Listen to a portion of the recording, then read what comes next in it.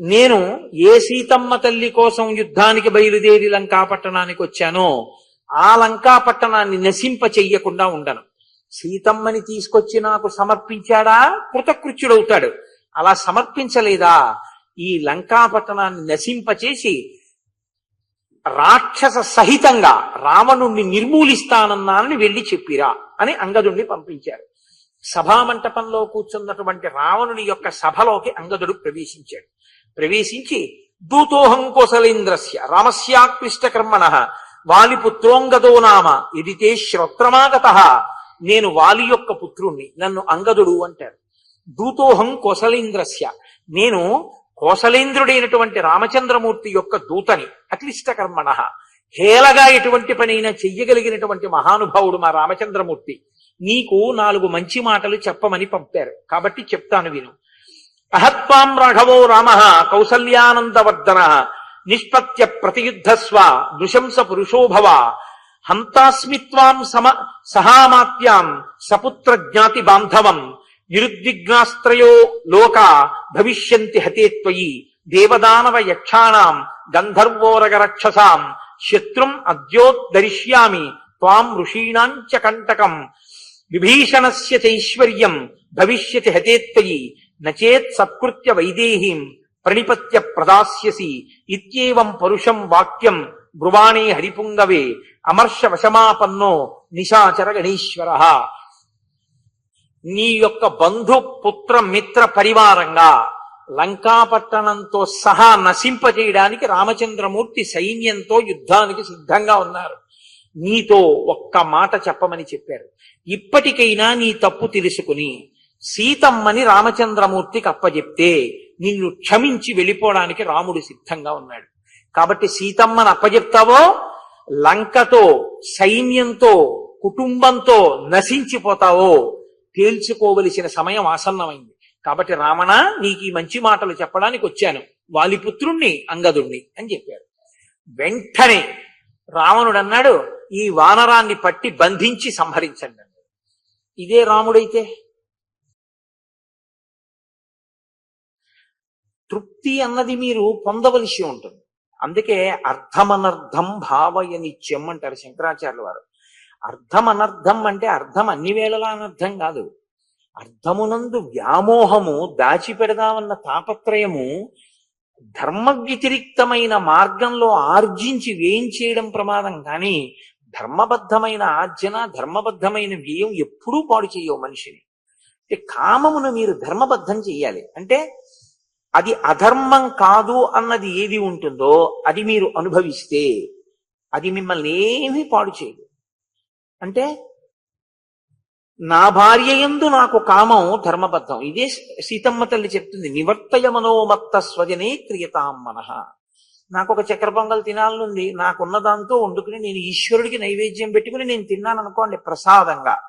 రేపు ఒక పని చేద్దాం, పాయసం నివేదన చేసి అది తీసుకుని బయలుదేరదాం. శరీరాన్ని పోషించాలి కాబట్టి ప్రొద్దున్నే బయలుదేరే ముందు కాస్త పాయసం పుచ్చుకుని వెడదాం అన్నాను అనుకోండి. పాయసం మనం తిని వెడదాం అన్నాను అనుకోండి, దోషం. పాయసం ఈశ్వర నివేదన చేసి ఈశ్వరుడి యొక్క ప్రసాదాన్ని పుచ్చుకుని వెడదాం అన్నాను అనుకోండి, ధర్మబద్ధం. మీరు ముడి వేయడం రావాలి మీకు, అంతే. మీకు ముడి వేసుకుంటే మనసు ఏం చేస్తుందంటే తిరగబడుతుంది. దానికి ఉన్న లక్షణం ఏంటంటే అది ధర్మబద్ధం చేస్తే కామాన్ని అది తృప్తి పొందదు. అది ఏం చేస్తుందంటే ఏది అధర్మమో దాన్ని అడుగుతుంది.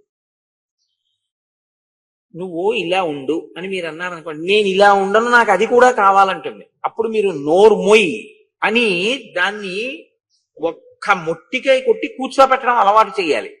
చేస్తే దానికి లక్ష్యం ఏం చెప్తారో తెలుసా అండి పెద్దలు? తృప్తి. దేని వలన తృప్తి?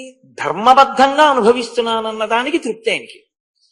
ఆయనకి ఎంత ఉందని కాదు, ఆయనకి నాకు ఈశ్వరుడు ఇది ఇచ్చాడమ్మయ్యా అంటే నాకు ఈశ్వరుడు యోగ్యతా సిద్ధాంతాన్ని బట్టి నీ చేసుకున్న దానికి సర్వేశ్వరుడు నాకు ఇది ఇచ్చాడు, నాకు ఇంతకన్నా ఏం కావాలి, ఆయన నాకు ఏది ఇచ్చాడో అది నాకు చాలు.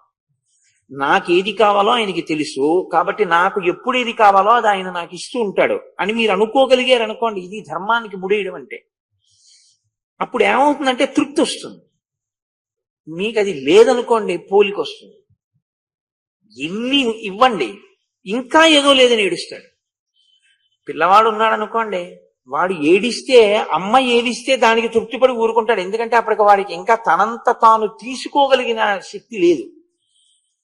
ఈశ్వరుడు నాకు ఏది ఇచ్చాడో అది నాకు చాలు అని మీరు అన్నారనుకోండి, అధర్మం వైపుకి మీ మనసు వెళ్లకుండా తృప్తితో జీవించడం అన్నది సాధ్యపడుతుంది. ఈ తృప్తి అన్నదాన్ని వదిలేరనుకోండి, కామము విజృంభించడానికి హేతు అవుతుంది. నాకేం లేదు అని అలవాటు చేశారనుకోండి, మనసుకి ఆలోచించడం, అది మనకిది లేదుగా అందం, ఏం లేదో మనకి అంటూ మీరు మీ స్నేహితుడితో మాట్లాడినట్టు మీ మనసుతో మాట్లాడడం అలవాటు చేశారనుకోండి, నీకేమి ఇవ్వలేదు ఈశ్వరుడు. చాలా మందికి ఉద్యోగాలు లేవు, నీకు ఉద్యోగం ఇచ్చాడా? చాలా మందికి అవయవాలు లేవు, నీకు అవయవాలు ఇచ్చాడా? చాలా మందికి అనారోగ్యం, తిందామంటే తినలేరు, నీకు ఈశ్వరుడు తినడానికి శక్తినిచ్చాడా? చాలా మంది పాపం ఏమీ మాట్లాడలేరు, నువ్వు 10 మాటలు చెప్పగలిగిన అనుగ్రహం ఇచ్చాడా? చాలా మంది కొడుకులుంటే కూతుళ్ళు లేరు, కూతుళ్ళుంటే కొడుకులు లేరు, కొంతమందికి కొడుకులు కూతుళ్ళు కూడా లేరు, నీకు కొడుకుని కూతుర్ని కూడా ఇచ్చాడా? చాలా మంది కూతురు పుడితే ఫోటో జాతకం పట్టుకుని వెళ్ళి మా అమ్మాయికి మీ అబ్బాయికి జాతకం పడుతుందేమో చూడండి అని అడుగుతున్నారు. నువ్వు అలా అడగకుండా నీ దగ్గరికి మగపిల్లి వారు వచ్చి నీ కూతుర్ని చేసుకున్నారా? నీ కొడుక్కి నువ్వు ప్రాధేయపడకుండా ఓ ఉద్యోగం ఇచ్చాడా ఈశ్వరుడు? ఇంక నీకేమి ఇవ్వాలైనా, ఇంక నీకేం కావాలంటావు అని మీరు అడిగారు అనుకోండి, అది ఏం చేస్తుందంటే, అవును నాకేం లేదు, నాకేమి ఇవ్వలేదు ఈశ్వరుడు, నేను ఆయన్ని అడగను, తప్పు కదా నేను ఇది పొందదాం అనుకోవడం. ఆయన నాకు ఇవ్వవలసిందేమో, నాకు ఎప్పుడేది అవసరమో ఆయన ఇచ్చేస్తున్నాడుగా, కాబట్టి ఇంకా నాకేం కావాలి అన్నారనుకోండి, మీరు చక్రవర్తి. ఉత్తర క్షణం మీరు చక్రవర్తి అండి. ఎంత సంతోషం. నాకేం లేదన్నవాడు చాలా హాయిగా ఉంటాడు. నాకు ఇది లేదని అలవాటు చేశారనుకోండి, మీరు ఎన్నిచ్చినా లేదని. అగ్నిహోత్రమును నీతితో ఆర్పలేరు, తీర్చి ఆర్పలేరు, తీర్చక ఆర్పలేరు కామాన్ని, అది పెద్ద బాధ. అందుకని దానికి ఉన్న ఒకే ఒక మార్గం ఏమిటంటే ధర్మంతో ముడేయాలి. అదొక్కటే వేయుడు రావణాసురుడు. ధర్మంతో ముడేస్తాడు రామచంద్రమూర్తి. మీరు అందుకే చూడండి, రామాయణం అంతా యుద్ధకాండ ఎలా నడుస్తుందో తెలుసా అండి? ఎప్పుడెప్పుడు యుద్ధం వచ్చినా అందరూ యుద్ధం గురించి ఆలోచిస్తారు. రావణుడొక్కడు దేంతో ముడేస్తాడో తెలుసా అండి? ఎంత తొందరగా ఈ సీతమ్మని మాయి చేసి నాదాన్ని చేసుకుందామని ఆలోచిస్తాడు. కామము ప్రధానము, కామము యొక్క వ్యగ్రత చేత క్రోధము, క్రోధము వలన యుద్ధము. లేకపోతే ఈ బీజం లేకపోతే అసలు అక్కడ యుద్ధం లేదు. అందుకని ఎంతకాలం ఈ బీజం ఉంటుందో అంతకాలమే యుద్ధం ఉంటుంది. కామము సీతమ్మ యందు వదిలిపెట్టేసి పూర్తిగా యుద్ధం మీద దృష్టి పెట్టేశాడు అనుకోండి, మర్చిపోతాడు. కొన్నాళ్ళకి సీతమ్మ విషయం మర్చిపోతాడు. అతని బుద్ధి యందు ఏదో ఒక మార్పు వచ్చేస్తుంది. కానీ అతనికి ఎప్పుడు ఏం గుర్తుంటుందో తెలుసా అండి? అతనికి ఎప్పుడూ సీతమ్మే. ఎప్పుడూ సీతమ్మ భక్తితో గుర్తుందనుకోండి, తప్పులేదు. ఎప్పుడూ సీతమ్మ కామంతో గుర్తుంటుంది, అధర్మమైన కామంతో. ఇది కాల్చేసింది రావణాసురుణ్ణి. యుద్ధకాండను యుద్ధకాండగా మీరు వినకండి. నేను యుద్ధకాండ మీతో మనవి చేసేటప్పుడు ఎందుకు ఏ పాత్రకి ఎక్కడ రక్షణ కలుగుతోంది, ఎక్కడ ఏ పాత్ర అధర్మాన్ని పట్టుకుని నశించిపోతోంది మీరు ఆలోచిస్తూ ఉండండి. అందుకే ఎవరు ధర్మం పట్టుకున్నారో వాళ్ళు విశేషమైన దుఃఖం పొందుతుంటే ఎవరో ఒకరు వచ్చి వాళ్ళని దుఃఖంలోంచి పైకెత్తుతారు. నేను చాలా గొప్పగా మోసం చేస్తున్నాను, నా కోరిక తీర్చుకోవడానికి ఇప్పుడు నేను పన్నిన వ్యూహాన్ని భేదించడం ఎవరికీ సాధ్యం కాదని అధర్మాన్ని పట్టుకుని వ్యూహరచన చేసిన వాడు చాలా బాగా సాధించేస్తున్నాను అనుకునేటప్పటికీ వైక్లభ్యం వస్తుంది. ఇదే కదండి విఘ్నేశ్వరుడు అంటే. ఎందుకు విఘ్నం సృష్టించడం? సత్పురుషుల్ని కాపాడడానికి, సత్పురుషుల్ని చెనకేటటువంటి వారి ప్రయత్నమునందు విఘ్నం, సత్పురుషులైన వారి ప్రయత్నంలో వచ్చిన విఘ్నాన్ని తొలగించడం. అందుకని విఘ్నేశ్వరుడిగా వినాయకుడిగా ప్రకాశిస్తాడు ఆయన. ఒకరికి విఘ్నాన్ని తొలగిస్తాడు, ఒకరికి విఘ్నాన్ని సృష్టిస్తాడు. ఇదే ఈశ్వరానుగ్రహం. దీనికి ఆలంబనం ఏమి అంటే ధర్మమే. ధర్మమే ఆలంబనమై ఉంటుంది. అందుకే మీకు దీని పేరే సనాతన ధర్మము. ఇక్కడ ఇప్పుడు ఏం మాట్లాడతారంటే ఒక్క ధర్మమే మాట్లాడతారు. ఇది ఒకటే నువ్వు పట్టుకో, ఎట్నుంచి ఎటు రానివ్వండి ఇదే చెప్తారు. ఇది మీరు విడిచిపెట్టి ఇంకేమైనా చెప్పడం మొదలు పెట్టారనుకోండి, పొరపాటు జరిగిపోయినట్టే లెక్క. మీరు ఎట్నుంచెటికి చెప్పినా ఋషి హృదయం ఎప్పుడు ఏమై ఉంటుందంటే ధర్మాన్ని ప్రబోధించడమే. విన్నవాడు, చదివినవాడు ధర్మానురక్తిని పొందడమే. అలా ఒక్కడు ధర్మాన్ని పట్టుకోగలిగితే చాలు, వాడి జీవితం సుఖశాంతులతో ఉంటుంది, వాడి చుట్టూ ఉన్న వాళ్ళు సుఖశాంతులతో ఉంటారు. అందుకే ధర్మ ప్రబోధమే జరుగుతూ ఉంటుంది రామాయణంలో. కాబట్టి ఆ సేతు నిర్మాణం జరిగింది అంటే దుష్కరమైన పని, అసాధ్యమైన పని సాధ్యమైంది అంటే కేవలము రాముని యొక్క ధర్మ నిరతి.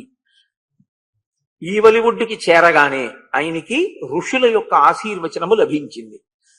అక్కడ రావణుడు మహర్షి ఇద్దరినీ చూపిస్తుంటారు. ఓ సర్గలో ఈయన్ని చూపిస్తారు, ఓ సర్గలో ఆయన్ని చూపిస్తారు. ఇది ఎలా ఉంటుందంటే, మీరు శ్రీరామాయణాన్ని చదివేటప్పుడు మీరు బాగా నిశితంగా చదువుకుంటే మీకు ఒక గొప్ప నాటకాన్ని చూస్తున్నట్లు ఉంటుంది. ఇప్పుడు ఆయన అవనికని ఎటువైపుకి ఎత్తారంటే రావణాసురుని యొక్క అంతఃపురం వైపుకి తీసుకెళ్లారు. ఆయన సమగ్రం సాగరం తీర్ణం దుస్తరం వానరం బలం అభూతపూర్వం రామేణ సాగరే సేతుబంధనం. రాముడు 100 యోజనముల సముద్రాన్ని సేతువు కట్టి దాటాడు వానరులతో అన్న విషయం రావణుడికే ముందు తెలుస్తుంది. ఎందుకంటే ఆయన ఏం చేస్తున్నాడో తెలుసుకోవాలన్న కుతూహలం ఉన్నవాడు ఈయన. కాబట్టి తెలుసుకున్నాడు. ఇప్పుడు తన అమాత్యులను పిలిచాడు. శుకసారణులని అమాత్యులు. అమాత్యులు ఎందుకుంటారు? ఓ మంచి మాట చెప్పడానికి ఉంటారు. వాళ్ళని చెప్పనివ్వడు, చెబితే వినడు. చెబితే వినకపోవడం అన్న క్రోధం ఎక్కడి నుంచి వచ్చిందంటే అదిగో బీజం అక్కడ ఉంది. అది ఆయన పాడైపోవడానికి ప్రధాన కారణం. కాబట్టి ఇప్పుడు సమగ్రం సాగరం తీర్ణం ఆ అమాత్యులతో అంటున్నాడు, ఇంత దుష్కరమైనటువంటి సముద్రాన్ని రాముడు దాటాడు. ఒక మహాజలధి అయినటువంటి సముద్రం మీద సేతువు కట్టడం అంటే అనూహ్యము. అసలు ఎవరు ఊహించలేరు, అలా జరుగుతుంది అని అనుకోరు. అటువంటి సేతు నిర్మాణం చేశాడు. చేసి ఇంత వానర బలంతో సముద్రాన్ని దాటి ఈవలి ఒడ్డుకు వచ్చాడు. సాగరే సేతుబంధంతో న శ్రద్ధద్యాం కథంచన అవశ్యం చాపి సంఖ్యేయం తన్మయా వానరం బలం. నేను ఇంతమంది వానరులతో కలిసి, ఇంత సంఖ్యాబలం కలిగినటువంటి వానరులతో రాముడు సముద్రాన్ని దాటాడు అన్న మాట ఇప్పటికి నాకు నమ్మశక్యంగా లేదు. అంతే, కొన్ని అలాగే ఉంటాయి, నమ్మశక్యంగా ఉండవు. కానీ నమ్మశక్యం కానివి నమ్మవలసిన విషయాలుగా ఎప్పుడు వస్తాయి? అవతల వారి యొక్క ధర్మమును బట్టి వస్తాయి. ఈ మాట అని ఆయన అన్నాడు, మీరిద్దరూ కూడా నాకు ఒక ప్రయోజనాన్ని సాధించాలి. మీరిద్దరూ ఇప్పుడు ఇక్కడి నుంచి బయలుదేరి దక్షిణ తీరానికి చేరిపోయింది కాబట్టి వానర బలం, మీరు రామచంద్రమూర్తి యొక్క సైన్యంలోకి ప్రవేశించండి. మీరు కూడా సైన్యంలో కలిసిపోండి. వానర రూపాలతో కలిసిపోయి అక్కడ ఎవరున్నారు, ఎవరెవరు ఎంత బలవంతులు, ఎవరి వెనక ఎంతమంది అనుచరులున్నారు, ఎవరెవరి సామర్థ్యం ఎటువంటిది, ఎవరెవరు ఏ విధంగా వ్యూహరచన చేస్తున్నారు, ఈ విషయాలన్నిటినీ బాగా తెలుసుకుని నా దగ్గరికి రావలసింది. ఇప్పుడు ఆ శుకసారణులిద్దరూ వానర రూపాలను ధరించి వానర సైన్యంలో కలిసిపోయారు. ఇన్ని కోట్ల వానరములు అన్ని ఒక చోటు నుంచి వచ్చినవి కావు. ఒక్కొక్కరు ఒక్కొక్క చోటు నుంచి, భూమండలం అంతటి నుంచి ఆ వానరములను తీసుకొచ్చారు. వృషభుడు ఆయన కొంతమందిని, గంధమాదనుడు ఆయన కొంతమందిని, గవయుడు ఆయన కొంతమందిని, వివిధ మైందులు వాళ్ళు కొంతమంది, ఇలా తీసుకొచ్చారు. కాబట్టి గుర్తుపట్టే అవకాశం ఉండదు. కానీ వాళ్ళల్లో కలిసిపోయాడు. కలిసిపోతే ఈ రాక్షసమాయని కనిపెట్టగలిగిన వాడెవరు? ఈ రాక్షసమాయలు తెలిసిన్నవాడే కనిపెట్టాలి, లేకపోతే అమాయకులైన వానరులు కనిపెట్టలేరు. ఈ రాక్షసమాయని భేదించి చూడగలిగిన శక్తి ఉన్నవాడు ఒక్క విభీషణుడే. కాబట్టే ముందే ఈశ్వరుడు విభీషణుడు పుట్టేటట్టు చూసి విభీషణుడు దేశకాలాదులను అనుసరించి ఇప్పుడు రామచంద్రమూర్తి దగ్గరికి వెళ్ళేటట్టుగా అనుగ్రహించాడు. వెనక ఈశ్వరుడు అన్నవాడు ఒకడు ఉన్నాడు, వాడు నిర్వహిస్తున్నాడు కార్యాన్నంతటినీ. కాబట్టి ఇప్పుడు ఎవరు పట్టుకోవాలి? వానరులు పట్టుకోలేరు. రాక్షసులు ఆ రూపంలో వస్తే విభీషణుడు ఒక్కడే పట్టుకోవాలి. కాబట్టి విభీషణుడు ఇతి ప్రతి సమాదిష్టౌ రాక్షసౌ శుకసారణౌ హరిరూపధరౌ వీరౌ ప్రవిష్టౌ వానరం బలం. వానర రూపాలతో వానరులో ప్రవేశించినటువంటి రాక్షసులైన శుకసారణుల్ని విభీషణుడు గుర్తించాడు. గుర్తించి పట్టుకున్నాడు. పట్టుకుని గుర్తుపట్టాడు. తౌ దదర్శ మహాతేజా ప్రచ్ఛన్నౌ చ విభీషణ అచచేద రామాయ గృహీత్వా శుకసారణౌ. వానర రూపాలతో వాళ్లలో కలిసినటువంటి రాక్షసుల్ని పట్టుకుని వధించే ప్రయత్నాన్ని పొంది కోపించిన వాడై వీళ్ళిద్దరినీ ప్రభు అయిన రామచంద్రమూర్తి దగ్గర ప్రవేశపెడతానని ఇద్దరిని తీసుకెళ్లి ఆయన దగ్గర నిల్చోబెట్టాడు. మీరు ఇక్కడే చమత్కారం ఉంటుంది. విభీషణుడు ధర్మాత్ముడే, కానీ ఆయన ప్రభుభక్తి వలన ఆయన ఏమనుకున్నాడంటే వీళ్ళిద్దరూ చేస్తున్నది తప్పు, కాబట్టి వీళ్ళిద్దరూ వధక అర్హులు. ఇది ఆయన యొక్క బుద్ధి వ్యగ్రత. కాబట్టి ఆయన పట్టుకున్నాడు. ఆయన కూడా పరమధర్మాత్ముడు, అందుకే ఆయన బుద్ధిలో వెంటనే చంపేద్దామన్న ఉద్రేకం కలగలేదు. ఆయన ధర్మం ఎంతవరకు తీసుకెళ్లి ప్రభువు దగ్గర ప్రవేశపెట్టడం. ప్రభువు ఏ శిక్ష వేస్తే అది వేస్తాడు. నేను నీకు శరణాగతి చేస్తున్నాను, నేను నీ వెంట ఉంటాను, నేను నీకు చెయ్యగలిగిన సాయం చేస్తానన్నవాడు శత్రుపక్షం నుంచి వచ్చినటువంటి వాళ్ళని శత్రుపక్షంగా గుర్తుపట్టడం అంటే మనవాళ్లే అన్న మాట ఇంకా రాకూడదు. ఏ మాట రావాలి మనసులో?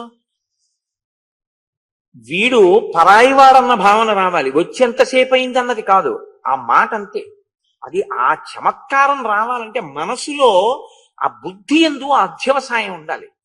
లోకంలో ఒక సామెత చెప్తుంటారు. ఒక యజమానికి ఒక కూతురు ఒక కొడుకు. కూతురికి ఇద్దరు మగపిల్లలు, కొడుక్కి ఇద్దరు మగపిల్లలు. కూతురు పిల్లలు కొడుకు పిల్లలు ఇద్దరూ కలిసి ఆడుకుంటున్నారు. ఇద్దరు ఆడుకుంటుంటే వాళ్ళ ఆవుల్ని ఎవరో తీసుకెళ్లి పక్క చేలోకి వెళ్ళిపోయాయని బందీల దొడ్లో పెడుతున్నారు. ఈ పిల్లలు నలుగురు పరిగెత్తుకొచ్చారు తాతగారి దగ్గరికి. తాతగారండి మీ ఆవుల్ని ఎవరో బందీల దొడ్లో పెట్టారన్నాడు కూతురు కొడుకు. కొడుకులు అన్నారు తాతగారండి మన ఆవుల్ని ఎవరో బందీల దొడ్లో పెట్టారండి అన్నారు. కూతురు బిడ్డలు తాతగారండి మీ ఆవుల్ని అన్నారు. కొడుకు బిడ్డలు తాతగారండి మన ఆవుల్ని అన్నారు. అది మనస్సులో ఉండేటటువంటి భావన. తాతగారి వేపు ఆవులు మీ ఆవులు, అదే నాన్నగారి వేపు ఆవులు అయితే మన ఆవులు. అలా మనసు నిశ్చితమై రామచంద్రమూర్తి కైంకర్యమునకే సిద్ధంగా ఉందని గుర్తేమిటి? రాక్షసులు వస్తే మన వాళ్ళు వచ్చారనలేదు, మన శత్రువులు వచ్చారని పట్టుకున్నాడు. పట్టుకుని వచ్చి రామచంద్రమూర్తి దగ్గర ప్రవేశపెట్టారు.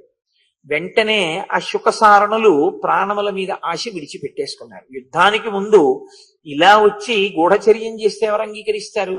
కాబట్టి వాళ్ళు రాముడితో ఒక ప్రార్థనగా, ఒక మనవిగా మా ప్రాణములను రక్షించండి అని ఒక ప్రార్థన చేశారు. అవామిహిగా గతౌ సౌమ్య రావణ ప్రహితా ఉభౌ పరిజ్ఞాతుం బలం కృత్స్నం తవేదం రఘునందన. మేము అవామిహా గతౌ, మేమిక్కడికి దేని కొరకు వచ్చాము అంటే రావణుని యొక్క పనుపున వచ్చాం. వచ్చి మీ బలాన్నంతటినీ లెక్క కట్టే ప్రయత్నం చేశాం. కాబట్టి ఓ మహానుభావ రామచంద్ర మమ్మల్ని క్షమించు, మమ్మల్ని ప్రాణములతో విడిచిపెట్టు. ఇప్పుడు వాళ్ళ మనసులో కోరిక ఎంతవరకు అంటే రాముడు విడిచిపెట్టేస్తే చాలు.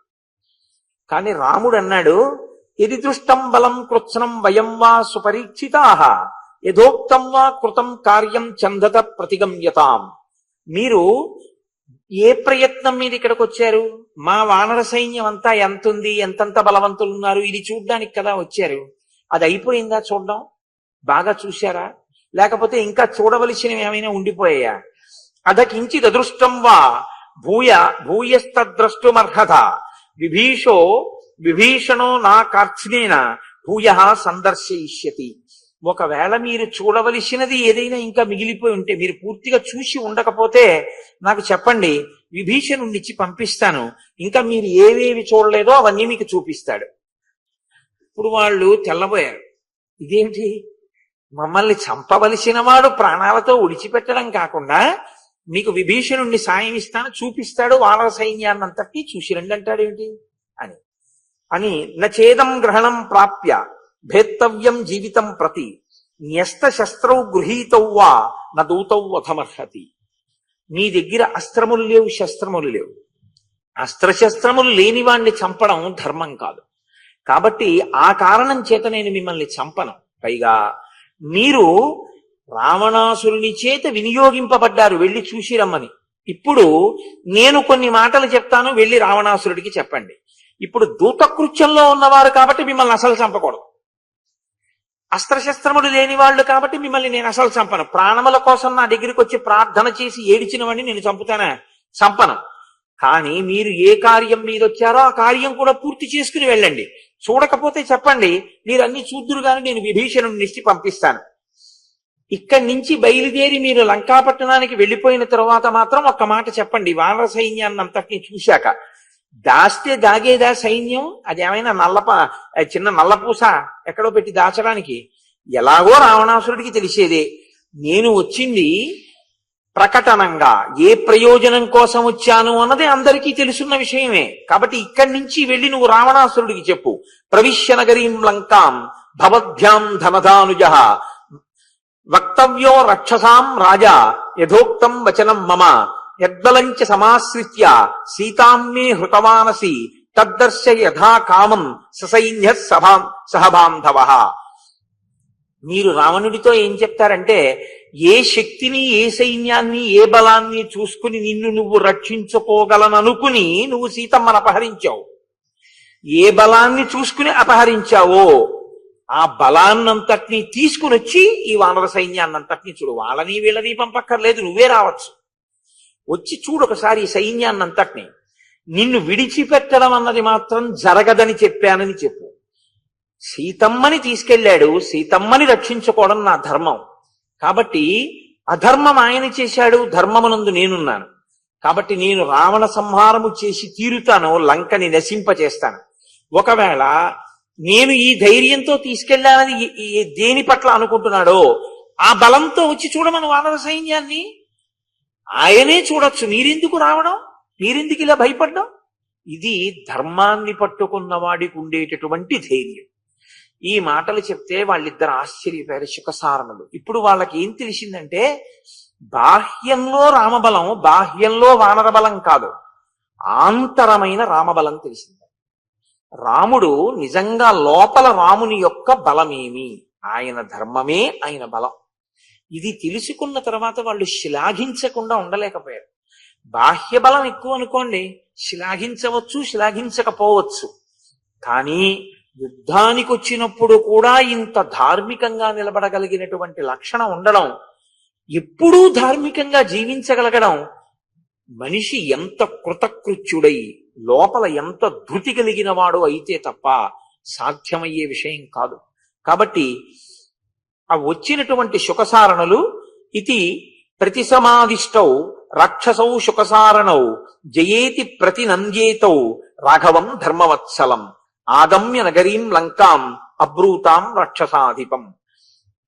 వాళ్ళు జయ జయధ్వానములతో రామలక్ష్మణులిద్దరికీ కూడా ఆశీర్వచనం చేసి మీకు జయము కలుగుగాక అని మంగళకరమైన వాక్కు పలికి అక్కడి నుంచి బయలుదేరి లంకాపట్టణాన్ని చేరాడు. చేరిన తరువాత రావణుడు వీళ్ళని చూశాడు. ఇప్పుడు ఒక ధర్మనిష్ట కలిగినటువంటి వాణ్ణి చూసి, ఇంత అధర్మాత్ముడైనటువంటి వాణ్ణి చూసి, ఇద్దరి మధ్య ఉన్న భేదాన్ని గుర్తించిన వాడు ఆ కోణంలో మాట్లాడకుండా ఉండలేడు కదండి. అలా మాట్లాడకుండా ఉండగలిగాడు అనుకోండి, అతను కూడా ఇంకో రావణాసురుడని గుర్తు. కాబట్టి ఇప్పుడు వాళ్ళు, నీవు చూసి రమ్మన్నావు కదా, మేము చూసి వచ్చాం, ఆ బలాన్ని మేము చెప్పలేం, అంత వానర బలం, అసలు మేము దైన్యాన్ని పొందాం, మాకు భయం వేసింది ఆ వానరుల్ని చూస్తే.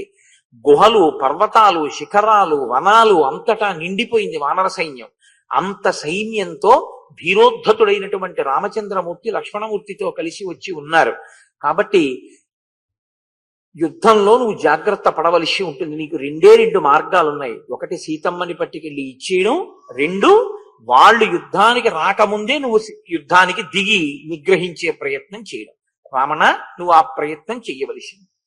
అంటే ఆయన అన్నాడు, మీరు ఇంత గొప్పగా చెప్తున్నారు కదా, మీరు దగ్గరుండి చూసి వచ్చారు కదా, అందులో ఏ వీరులెవరో ఎవరి బలం ఏమిటో నాకు తెలియచేయండి అని ఒక్కసారి తన అంతఃపురం యొక్క మేడెక్కాడు శుకసారణులతో కలిసి.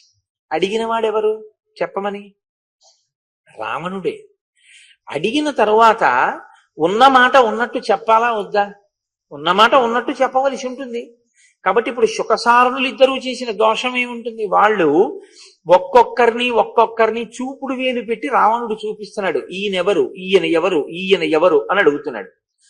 ఈయన చూపుడు వేలు ఎవరి మీద చూపించాడో వాళ్ళ గురించి శుకసారణులు చెప్తున్నాడు.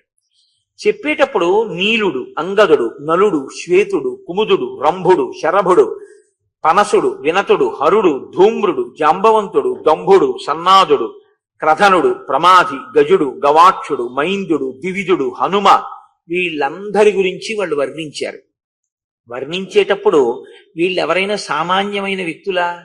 వీళ్ళకి గోళ్ళు ఆయుధాలు, శిలలు ఆయుధాలు, వృక్షములు ఆయుధాలు, కొండలు పిండి చేయగలరు, పర్వత శిఖరములను ఎత్తేయగలరు. వీళ్ళు తమ పాదముల యొక్క ఘట్టనల చేత శిఖరములను కూడా కూలద్రోయగలరు, భూమిని పర్వతములను చూర్ణం చెయ్యగలరు. అంత పౌరుష పరాక్రమాలు కలిగిన వాళ్ళు. ఒక్కొక్కళ్ళ వెనక కొన్ని కోట్ల మంది వానరులు అనుగమించి వచ్చారు అని వాళ్ళ యొక్క వైభవాన్ని చెప్తూ హనుమద్వైభవం గురించి విశేషంగా చెప్పారు. ఈయనొక్కడే మహానుభావుడు. 100 యోజనముల సముద్రాన్ని గడచి వచ్చి సీతమ్మ తల్లి దర్శనం చేసి మాట్లాడి నీతో రాయబారం చెప్పి మరీ వెళ్ళినవాడు, లంకాదహనం చేసినవాడు. ఇప్పుడు వాళ్ళ గురించి శుకసారణులు చెప్పినటువంటి మాటలన్నీ వింటున్నాడు రావణాసురుడు. చిట్ట చివర రామలక్ష్మణుల గురించి చెప్పవలసి వచ్చింది. వాళ్ళన్నారు, యశ్చైషోనంతర శూర శ్యామ పద్మనిభేక్షణ ఇక్ష్వాకూణామతిరథో లోకే విఖ్యాత పౌరుష యస్మిన్న చలతే ధర్మో యో ధర్మం నాతివర్తతే యో బ్రహ్మమస్త్రం వేదాంశ్చ వేద వేద విదాంవర యో భింద్యాద్ గగనం బాణైః పర్వతానపి దారయేత్ యస్య మృత్యోరివ క్రోధః శక్రస్యేవ పరాక్రమః యస్య భార్యా జనస్థానాత్ సీతాచాపః కృతాత్వయ స ఏష రామస్త్వాం యోద్ధుం రాజన్ సమభివర్తతే. వాళ్ళు అడిగో మహానుభావుడు అక్కడ ఉన్నాడే, నీలమేఘఛాయితో నిలబడినటువంటి వాడు, విశేషమైనటువంటి కాంతితో ప్రకాశిస్తున్నవాడు, ఇక్ష్వాకు వంశంలో జన్మించినటువంటి కీర్తివంతుడు, ఎవరు ఎప్పుడూ ధర్మాన్ని అతిక్రమించడో ఆయనే రాశీభూతమైనటువంటి ధర్మముగా ఉన్నవాడో, అధర్మము ఆయనని చేరలేదు, అటువంటి వాడే రామచంద్రమూర్తి. ఆ రాముడు తన బాణ పరంపరల చేత ఎవరి మీద కోపగించాడో వాళ్ళని సాక్షాత్తు మృత్యురూపంగా చెనకగలిగినటువంటి సమర్థత కలిగినటువంటి వాడు. ఆయనే తలుచుకుంటే ఇన్ని కోట్ల మందినైనా తెగటార్చగలడు, సమస్త భూతములను క్షోభింపచేయగలడు, అంతటి శక్తివంతుడు. అడిగో అలా నిలబడినటువంటి ఆ రామచంద్రమూర్తి ఇల్లాలైన సీతమ్మనే నువ్వు జనస్థానం నుంచి అపహరించి తెచ్చి అశోకవనంలో పెట్టావు. కాబట్టి ఆ కారణం చేతనే రాముడు ఇప్పుడు యుద్ధానికి వచ్చి నిలబడి ఉన్నాడు అని చెప్పారు. ఇందులో ఏమైనా దోషం ఏమైనా ఉందా ఈ చెప్పిన మాటలో?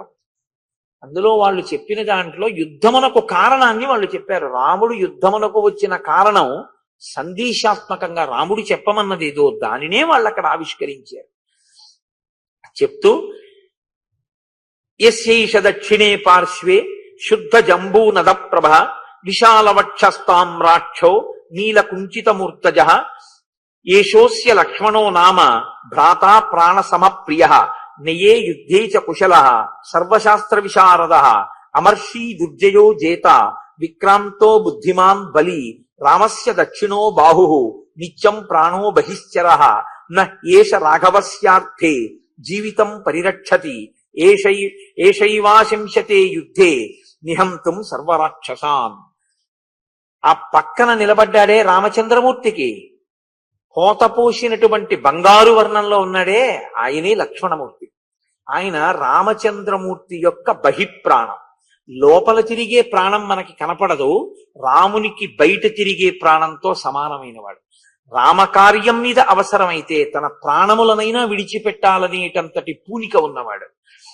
ఆ లక్ష్మణుడు మిగిలిన ఎవ్వరి సహకారం లేకుండా తానొక్కడే ఈ రాక్షసులందరినీ మట్టు పెట్టాలన్నంత గొప్ప సంకల్ప బలంతో దృఢదీక్షతో ఉన్నాడు అని ఎస్తు సవ్యమసౌ పక్షం రామస్యాశ్రిత్య తిష్టతి రక్షోగణ పరిక్షిప్తో రాజాహీష విభీషణ.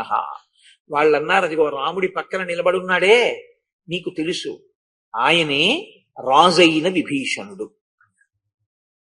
ఇది సురుక్కుమంటుంది కదండి రావణాసురుడికి.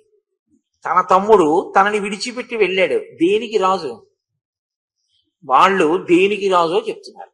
ఎందుకు చెప్తున్నారు? అలా రాసపదవిని రాముడు అనుగ్రహించాడు ఆయనకి. అది ఆయనకి చెందకూడదంటే నువ్వు ధర్మం పట్టుకోవాలి. కాబట్టి ఇప్పుడు వాళ్ళు అన్నారు, శ్రీమతారాజరాజేన లంకాయాం అభిషేచిత త్వామేవ ప్రతి సంరబ్ధో యుద్ధాయైషోభివర్తతే. వాళ్ళ దృష్టికోణంలో చూసినప్పుడు ఆయన రాజైన విభీషణుడే. రాజైన విభీషణుడు రాముడి పక్కన నిలబడి ఉన్నాడు. ఆయన కూడా నీ మీద క్రోధంతో యుద్ధానికి సిద్ధంగా ఉన్నాడు. అంటే అసలు యుద్ధం మొదలవక ముందే నీవాడన్నవాడొకడు, నీ తోడ పుట్టినవాడొకడు రాముడి పక్కన చేరిపోయాడు. అటువైపు ఉన్నవాడొకడు నీ పక్కకు వచ్చినవాడు వీడు అని. యస్యైషా కాంచనీమాలా శోభతే శతపుష్కర కాంతాదేవ మనుష్యానాం యస్యాహ లక్ష్మీ ప్రతిష్ఠిత ఏతాంచ మాలాం తారాంచ కపిరాజ్యంచ శాశ్వతం సుగ్రీవో వాలినం హత్వా రామేణ ప్రతిపాదిత. అదిగో ఆ పక్కన స్థిరంగా నిలబడున్నాడే ఆయనే సుగ్రీవుడు. ఆ సుగ్రీవుడు రాజ్యభ్రష్టుడై ఋష్యమూక పర్వతం మీద తిరుగుతుంటే రామచంద్రమూర్తి ఒక్క బాణంతో వాలిని సంహరించి ఆయన మెడలో ఉన్నటువంటి 100 పద్మములతో కూడినటువంటి మాల, దేవేంద్రదత్తమైన మాలని వాలి మెడలోంచి సుగ్రీవుడి మెడలోకి చేరేటట్టుగా చేశారు. ఆ మాల సామాన్యమైన మాల కాదు. దాని యందు దేవతల యొక్క శ్రీ అంటే దేవతల యొక్క లక్ష్మి, మనుష్యుల యొక్క లక్ష్మి, 2 లక్ష్ములు కలిపి ఒక లక్ష్మిగా ఆ మాలని అలంకరించి ఉంటాయి. ఆ మాల యందు నిక్షిప్తమై ఉంటాయి.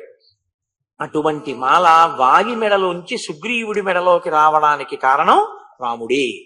అలాగే తార సుగ్రీవుడి పక్కకి రావడానికి కారణం రాముడే. రుమ మళ్ళీ సుగ్రీవుణ్ణి పొందడానికి కారణం రాముడే. వానర రాజ్యం సుగ్రీవుడు పొందడానికి కారణం రాముడే. అదిగో అలా రాముని చేత సమస్తము పొంది ఆనందించి కృతజ్ఞతాభావము పెంచుకున్నటువంటి కింకరుడైన సుగ్రీవుడు పక్కన నిలబడి ఉన్నాడు. ఇవన్నీ రామచంద్రమూర్తి సాధించినటువంటి విజయాలు. ఇంకా కనుచూపు మేర అలా అసలు అందనంత కనపడుతోంది. చూసావా సైన్యం? ఆ సైన్యం ఎంత ఉంది అన్నదానికి సంబంధించి మాకు అందిన లెక్కలో నీకు చెప్తాం విను అని వాళ్ళు అన్నారు. గణిత శాస్త్రజ్ఞులు చాలా పెద్ద సంఖ్యలు చెప్పవలసి వస్తే కొన్నింటిని వాడుతూ ఉంటారు. 100 లక్షలు 1 కోటి, 1,00,000 కోట్లు 1 శంఖము, 1,00,000 శంఖములు 1 మహాశంఖము, 1,00,000 మహాశంఖములు 1 బృందము, 1,00,000 బృందములు 1 మహాబృందము, 1,00,000 మహాబృందములు 1 పద్మము, 1,00,000 పద్మములు 1 మహాపద్మము, 1,00,000 మహాపద్మములు 1 కర్వము, 1,00,000 కర్వములు 1 మహాకర్వము, 1,00,000 మహాకర్వములు 1 సముద్రము, 1,00,000 సముద్రములు 1 ఓఘము, 1,00,000 ఓఘములు 1 మహౌఘము.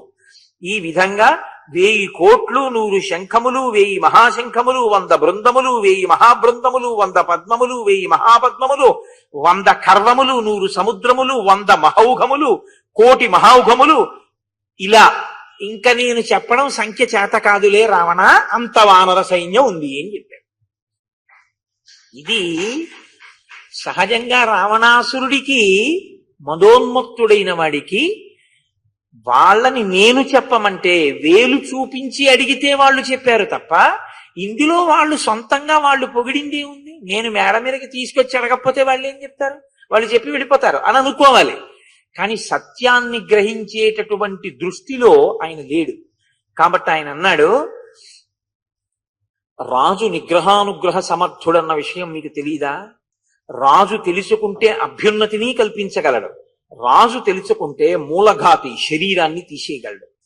విప్రియం నృపతేర్ వక్తుం నిగ్రహ ప్రగ్రహే ప్రభోహో.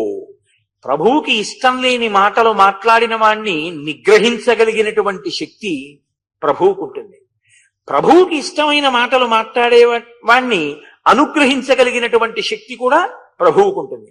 రిపూణాం ప్రతికూలానాం యుద్ధార్థం అభివర్తతాం ఉభాభ్యాం సదృశం నామా వక్తుం అప్రస్తవేస్తవం ఆచార్య గురవో వృద్ధావాం పర్యుపాసితాః సారం యద్రాజశాస్త్రాణాం అనుజీవ్యం నగృహ్యతే గృహీతో వాన విజ్ఞాతో భారో జ్ఞానస్య మోహ్యతే. మీరు గురువుల్ని పెద్దల్ని సేవించి నేర్చుకోవలసినటువంటి విషయములలో మొట్టమొదటి విషయం వినయంతో రాజైన వాడి దగ్గర ఎలా ప్రవర్తించాలో తెలుసుకుని ఉండడం. మీరు గురువుల దగ్గర పెద్దల దగ్గర చదువుకున్నారు. నేను అనుకుంటున్నాను మీరు చదువుకున్న చదువు మరిచిపోయారనుకుంటున్నాను. అందుకే యుద్ధం ముందు ప్రతివీరులైన వారి గురించి ఇంత స్తోత్రం చేసి నా దగ్గర మాట్లాడతారా? వాళ్ళు ఇంత గొప్పవాళ్ళని నాతో అంటారా మీరు? హన్యామహం తిమౌ పాపౌ శత్రుపక్ష ప్రశంసకౌ ఇది పూర్వోపకారైర్మే క్రోధో మృదుతామ్రజేత్. మీరిద్దరూ మాట్లాడిన ఈ మాటలకు శత్రుపక్షాన్ని మెచ్చుకున్నందుకు అసలు నేను మీ ఇద్దరి యొక్క కంఠములు తిరిగేయాలి. కానీ పూర్వకాలంలో మీరు నాకు చేసినటువంటి ఉపకారాలు కొన్ని నాకు జ్ఞాపకం వస్తున్నాయి. దానివల్ల మిమ్మల్ని చంపలేకపోతున్నాను. కాబట్టి హతావేవ కృతజ్ఞౌతౌ మయి స్నేహ పరాన్ముఖౌ, మీరు ఎప్పుడైతే నా దగ్గర నిలబడి నా శత్రువుల్ని కీర్తించడం అన్న పద్ధతిని ఆచరించారో ఆనాడే కృతజ్ఞులై మీరు నా దృష్టిలో చచ్చిపోయారు. ఇక మిమ్మల్ని కొత్తగా చంపవలసిన అవసరం లేదు. ఇక ఎన్నడూ మీరు నా కంట పడకుండా ఇక్కడి నుంచి వెళ్ళిపోండి. ఆ శుకసారణులు ఇద్దరు రాజుకి జయీభవ విజయీభవ అంటూ సిగ్గుతో తల వంచుకుని మెల్లమెల్లగా అడుగులు వేసి వెళ్ళిపోయారు. అంటే ఒకరు నిజానికి తమ ప్రభువు కాడు రామచంద్రమూర్తి, ఇంకొకడు తమ ప్రభువుని నమ్ముకుని ఊడిగం చేస్తున్నవాడు. ఇప్పుడు వీళ్ళు ఎవరికి ఊడిగం చేస్తున్నాడో ఆయన ధర్మం ఎంత గొప్పదో తెలిసింది. వీళ్ళు శత్రు అనుకుంటున్నవాడెవరో ఆయన ధర్మం ఎంత గొప్పదో కూడా వాళ్ళకి అర్థమైంది. ఇటువైపు రావణాసురుని యొక్క ప్రవృత్తిని చూశారు, అటు రామచంద్రమూర్తి యొక్క ప్రవృత్తిని చూశారు. ఆయన మీరు ఇంకా చూశారో చూడలేదో బాగా చూడండి అని చెప్పాడు. రావణుడు చూసొచ్చిన విషయాన్ని ఆయనే వేలుపెట్టి చూపించి చెప్పమంటే చెప్పిన విషయానికి క్రుద్ధుడై మిమ్మల్ని చంపకుండా విడిచిపెడుతున్నాను, ఇంకెప్పుడు నాకు కనపడకండి అన్నాడు. అంటే రావణాసురుని యొక్క శీలాన్ని ఆవిష్కరించడానికి, రామరావణుల ఇద్దరి యొక్క ధర్మాల్ని ఇద్దరి యొక్క నడవడిని పోల్చడానికి ఎంత గొప్పగా మహర్షి పక్క పక్కనే ఈ విశేషాలన్నింటినీ కూడా వర్ణన చేస్తారు. కాబట్టి ఇప్పుడు వాళ్ళు వెళ్ళిపోయిన తర్వాత అక్కడ ఉన్న సచివుల్ని పిలిచాడు. పిలిచి ఒక గూఢచారిని పిలవండి, పిలిచి ఆ గూఢచారుల్ని రామచంద్రమూర్తి యొక్క సైన్యంలోకి పంపి ఆ బలాబలాముల యొక్క విచారణ చేయించండి. అంటే మీరు ఇప్పుడు ఏమి తెలుసుకోవలసి ఉంటుంది? ఎందుకన్ని మాటలు పంపడం? అక్కడ అంత ఉందనుకోండి, మీరు ఎన్ని మాటలు వెళ్ళొచ్చినా అంతే ఉంటుంది కదా. ఇంకా యుద్ధం ప్రారంభం అవ్వలేదుగా, పన్నట్టు జరిగిపోయిందేమో అనుకోవడానికి అంతే ఉంటారు. వాళ్ళ బలం అలాగే ఉంటుంది. అంటే రావణాసురుడికి కావలసింది ఏమిటంటే సత్యం కాదు, తనకి ప్రీతిగా మాట్లాడు. ఇదే విభీషణుడు చెప్పాడు, నీలో ఉన్న దోషం ఏమిటో తెలుసా? నీకు ఏది ప్రీతో అది వినాలని కోరుకుంటావు, ఏది ధర్మమో అది వినాలని నువ్వు కోరుకోవట్లేదు. ఇది మనిషి జీవితంలో ఒక పెద్ద శాపం. ప్రిజిడీస్ అంటుంటారు ఇంగ్లీష్లో. అంటే ఏమవుతుందంటే ఏదో కారణానికి అభిమానం ఉంటుంది. ఒక్కొక్కసారి ఆ అభిమానానికి కారణం చెప్పడం కూడా కష్టం, కానీ ఏదో ఒకటంటే ఇష్టం. ఇప్పుడు ఏమవుతుందంటే తను ఇప్పుడు ఏం కోరుకుంటాడంటే అటువైపు శుభవార్తే వినాలని కోరుకుంటాడు. అది అధర్మమే కానివ్వండి, అటు శుభంగా ఉండాలని కోరుకుంటాడు. ఇప్పుడు అది శుభప్రదంగా లేదు అన్న మాట చెప్పడం సత్యం. అది బలంగా ఉంది అవతల వైపు పక్షం అని ఎవరైనా చెప్తున్నారు అనుకోండి, ఈయనకి ప్రీతికరంగా ఉండదు. అది కారణం ఏమిటంటే తన ప్రీతి తన ప్రీతి పక్కన పెట్టండి, ఉన్న విషయాన్ని ఉన్నట్టు సహేతుకంగా చూడగలిగిన ప్రజ్ఞ ఉంటే నువ్వు రాగద్వేషములతో అతుక్కోకుండా కేవలం సాక్షిగా గుణదోషములను విచారణ చేసి దాని వరకు ఎక్కడ వరకు గుణం ఉందో అక్కడ వరకు నువ్వు మొగ్గి, ఎక్కడ వరకు దోషం ఉందో అక్కడ నువ్వు ఖండించి నిలబడగలిగితే నీ ప్రాజ్ఞత. కానీ గుణము దోషముతో సంబంధం లేకుండా దోషములను కూడా గుణంగా చూడాలనే ప్రవృత్తి బయలుదేరింది అనుకోండి, అవతల వాడికి ఏమీ అవదో మీరే పాడైపోతారండి. చాలా ప్రమాదకరమైన ధోరణి. అంటే మనిషి యొక్క మన ప్రవృత్తిలో చాలా చాలా దోషభూయిష్టమైన విషయం. మీరు అందుకే చూడండి, ఎప్పుడు ఎంత మంచివాడవనివ్వండి, ఒక ఆయన అంటే ఎట్టి పరిస్థితుల్లో ఇష్టపడరు కొంతమంది. ఆయన ఎంత ధర్మాత్ముడు కానివ్వండి, ఎంత మంచివాడు కానివ్వండి, ఆయన పేరు చెప్తే ఇష్టపడరు. ఎందుకలా ఇష్టపడకుండా ఉండడం అంటే లోపల పట్టుకున్నటువంటి రాగద్వేషాలు.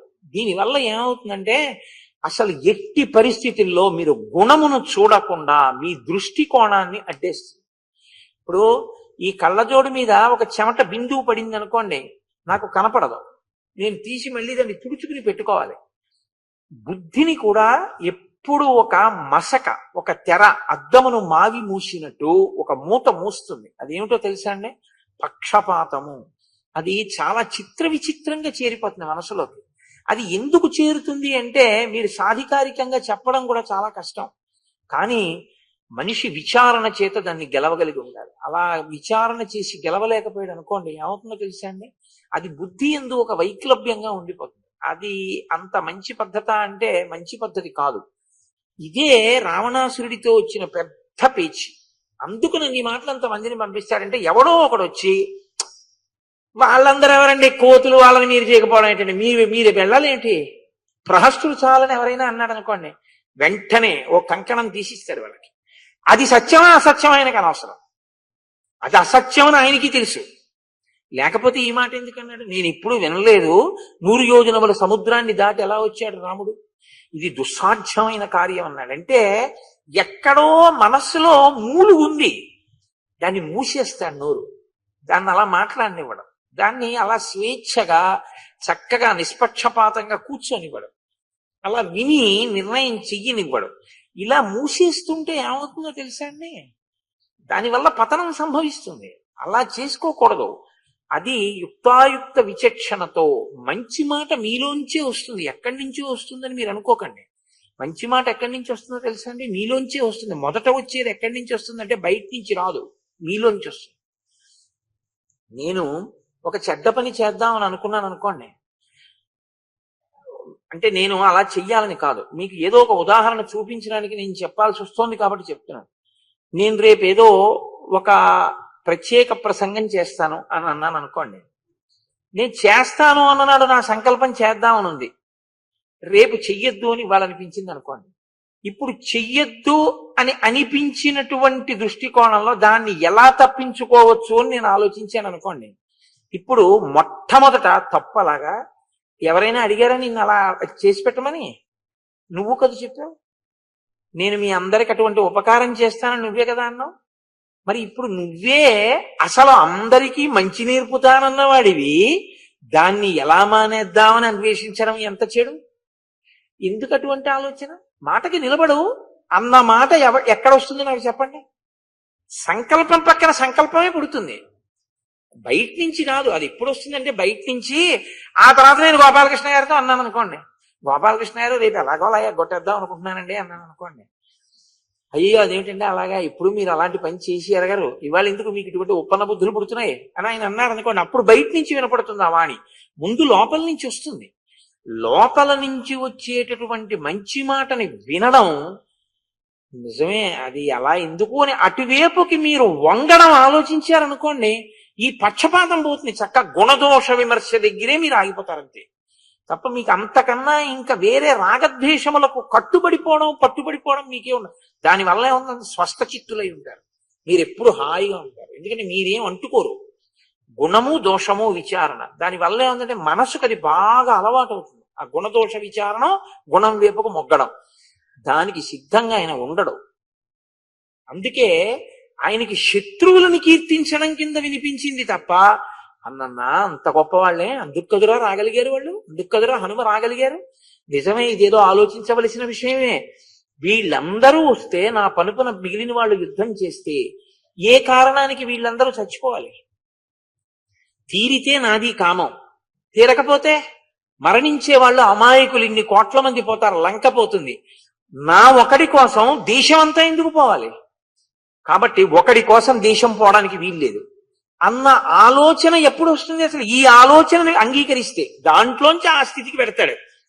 దీన్ని అంగీకరించడు. ఎక్కడో చిన్న రవ్వ లేచింది అనుకోండి, అంత సేతు ఎలా కట్టాడు అంటాడు, కానీ ఇంక అక్కడతో మూసేస్తాడు. అందుకే ఆ తర్వాత ఏమంటాడో తెలుసా అండి, ఇదే పక్షపాతంతో కూడిన మాట అంటే ఎలా ఉంటుందో తెలుసా అండి, అవతలవాడు చేసింది ఎంత గొప్ప పనైనా అదే ఉందంటాడు, యువతలవాడు చేసింది ఎంత తక్కువైనా చాలా గొప్ప అంటాడు.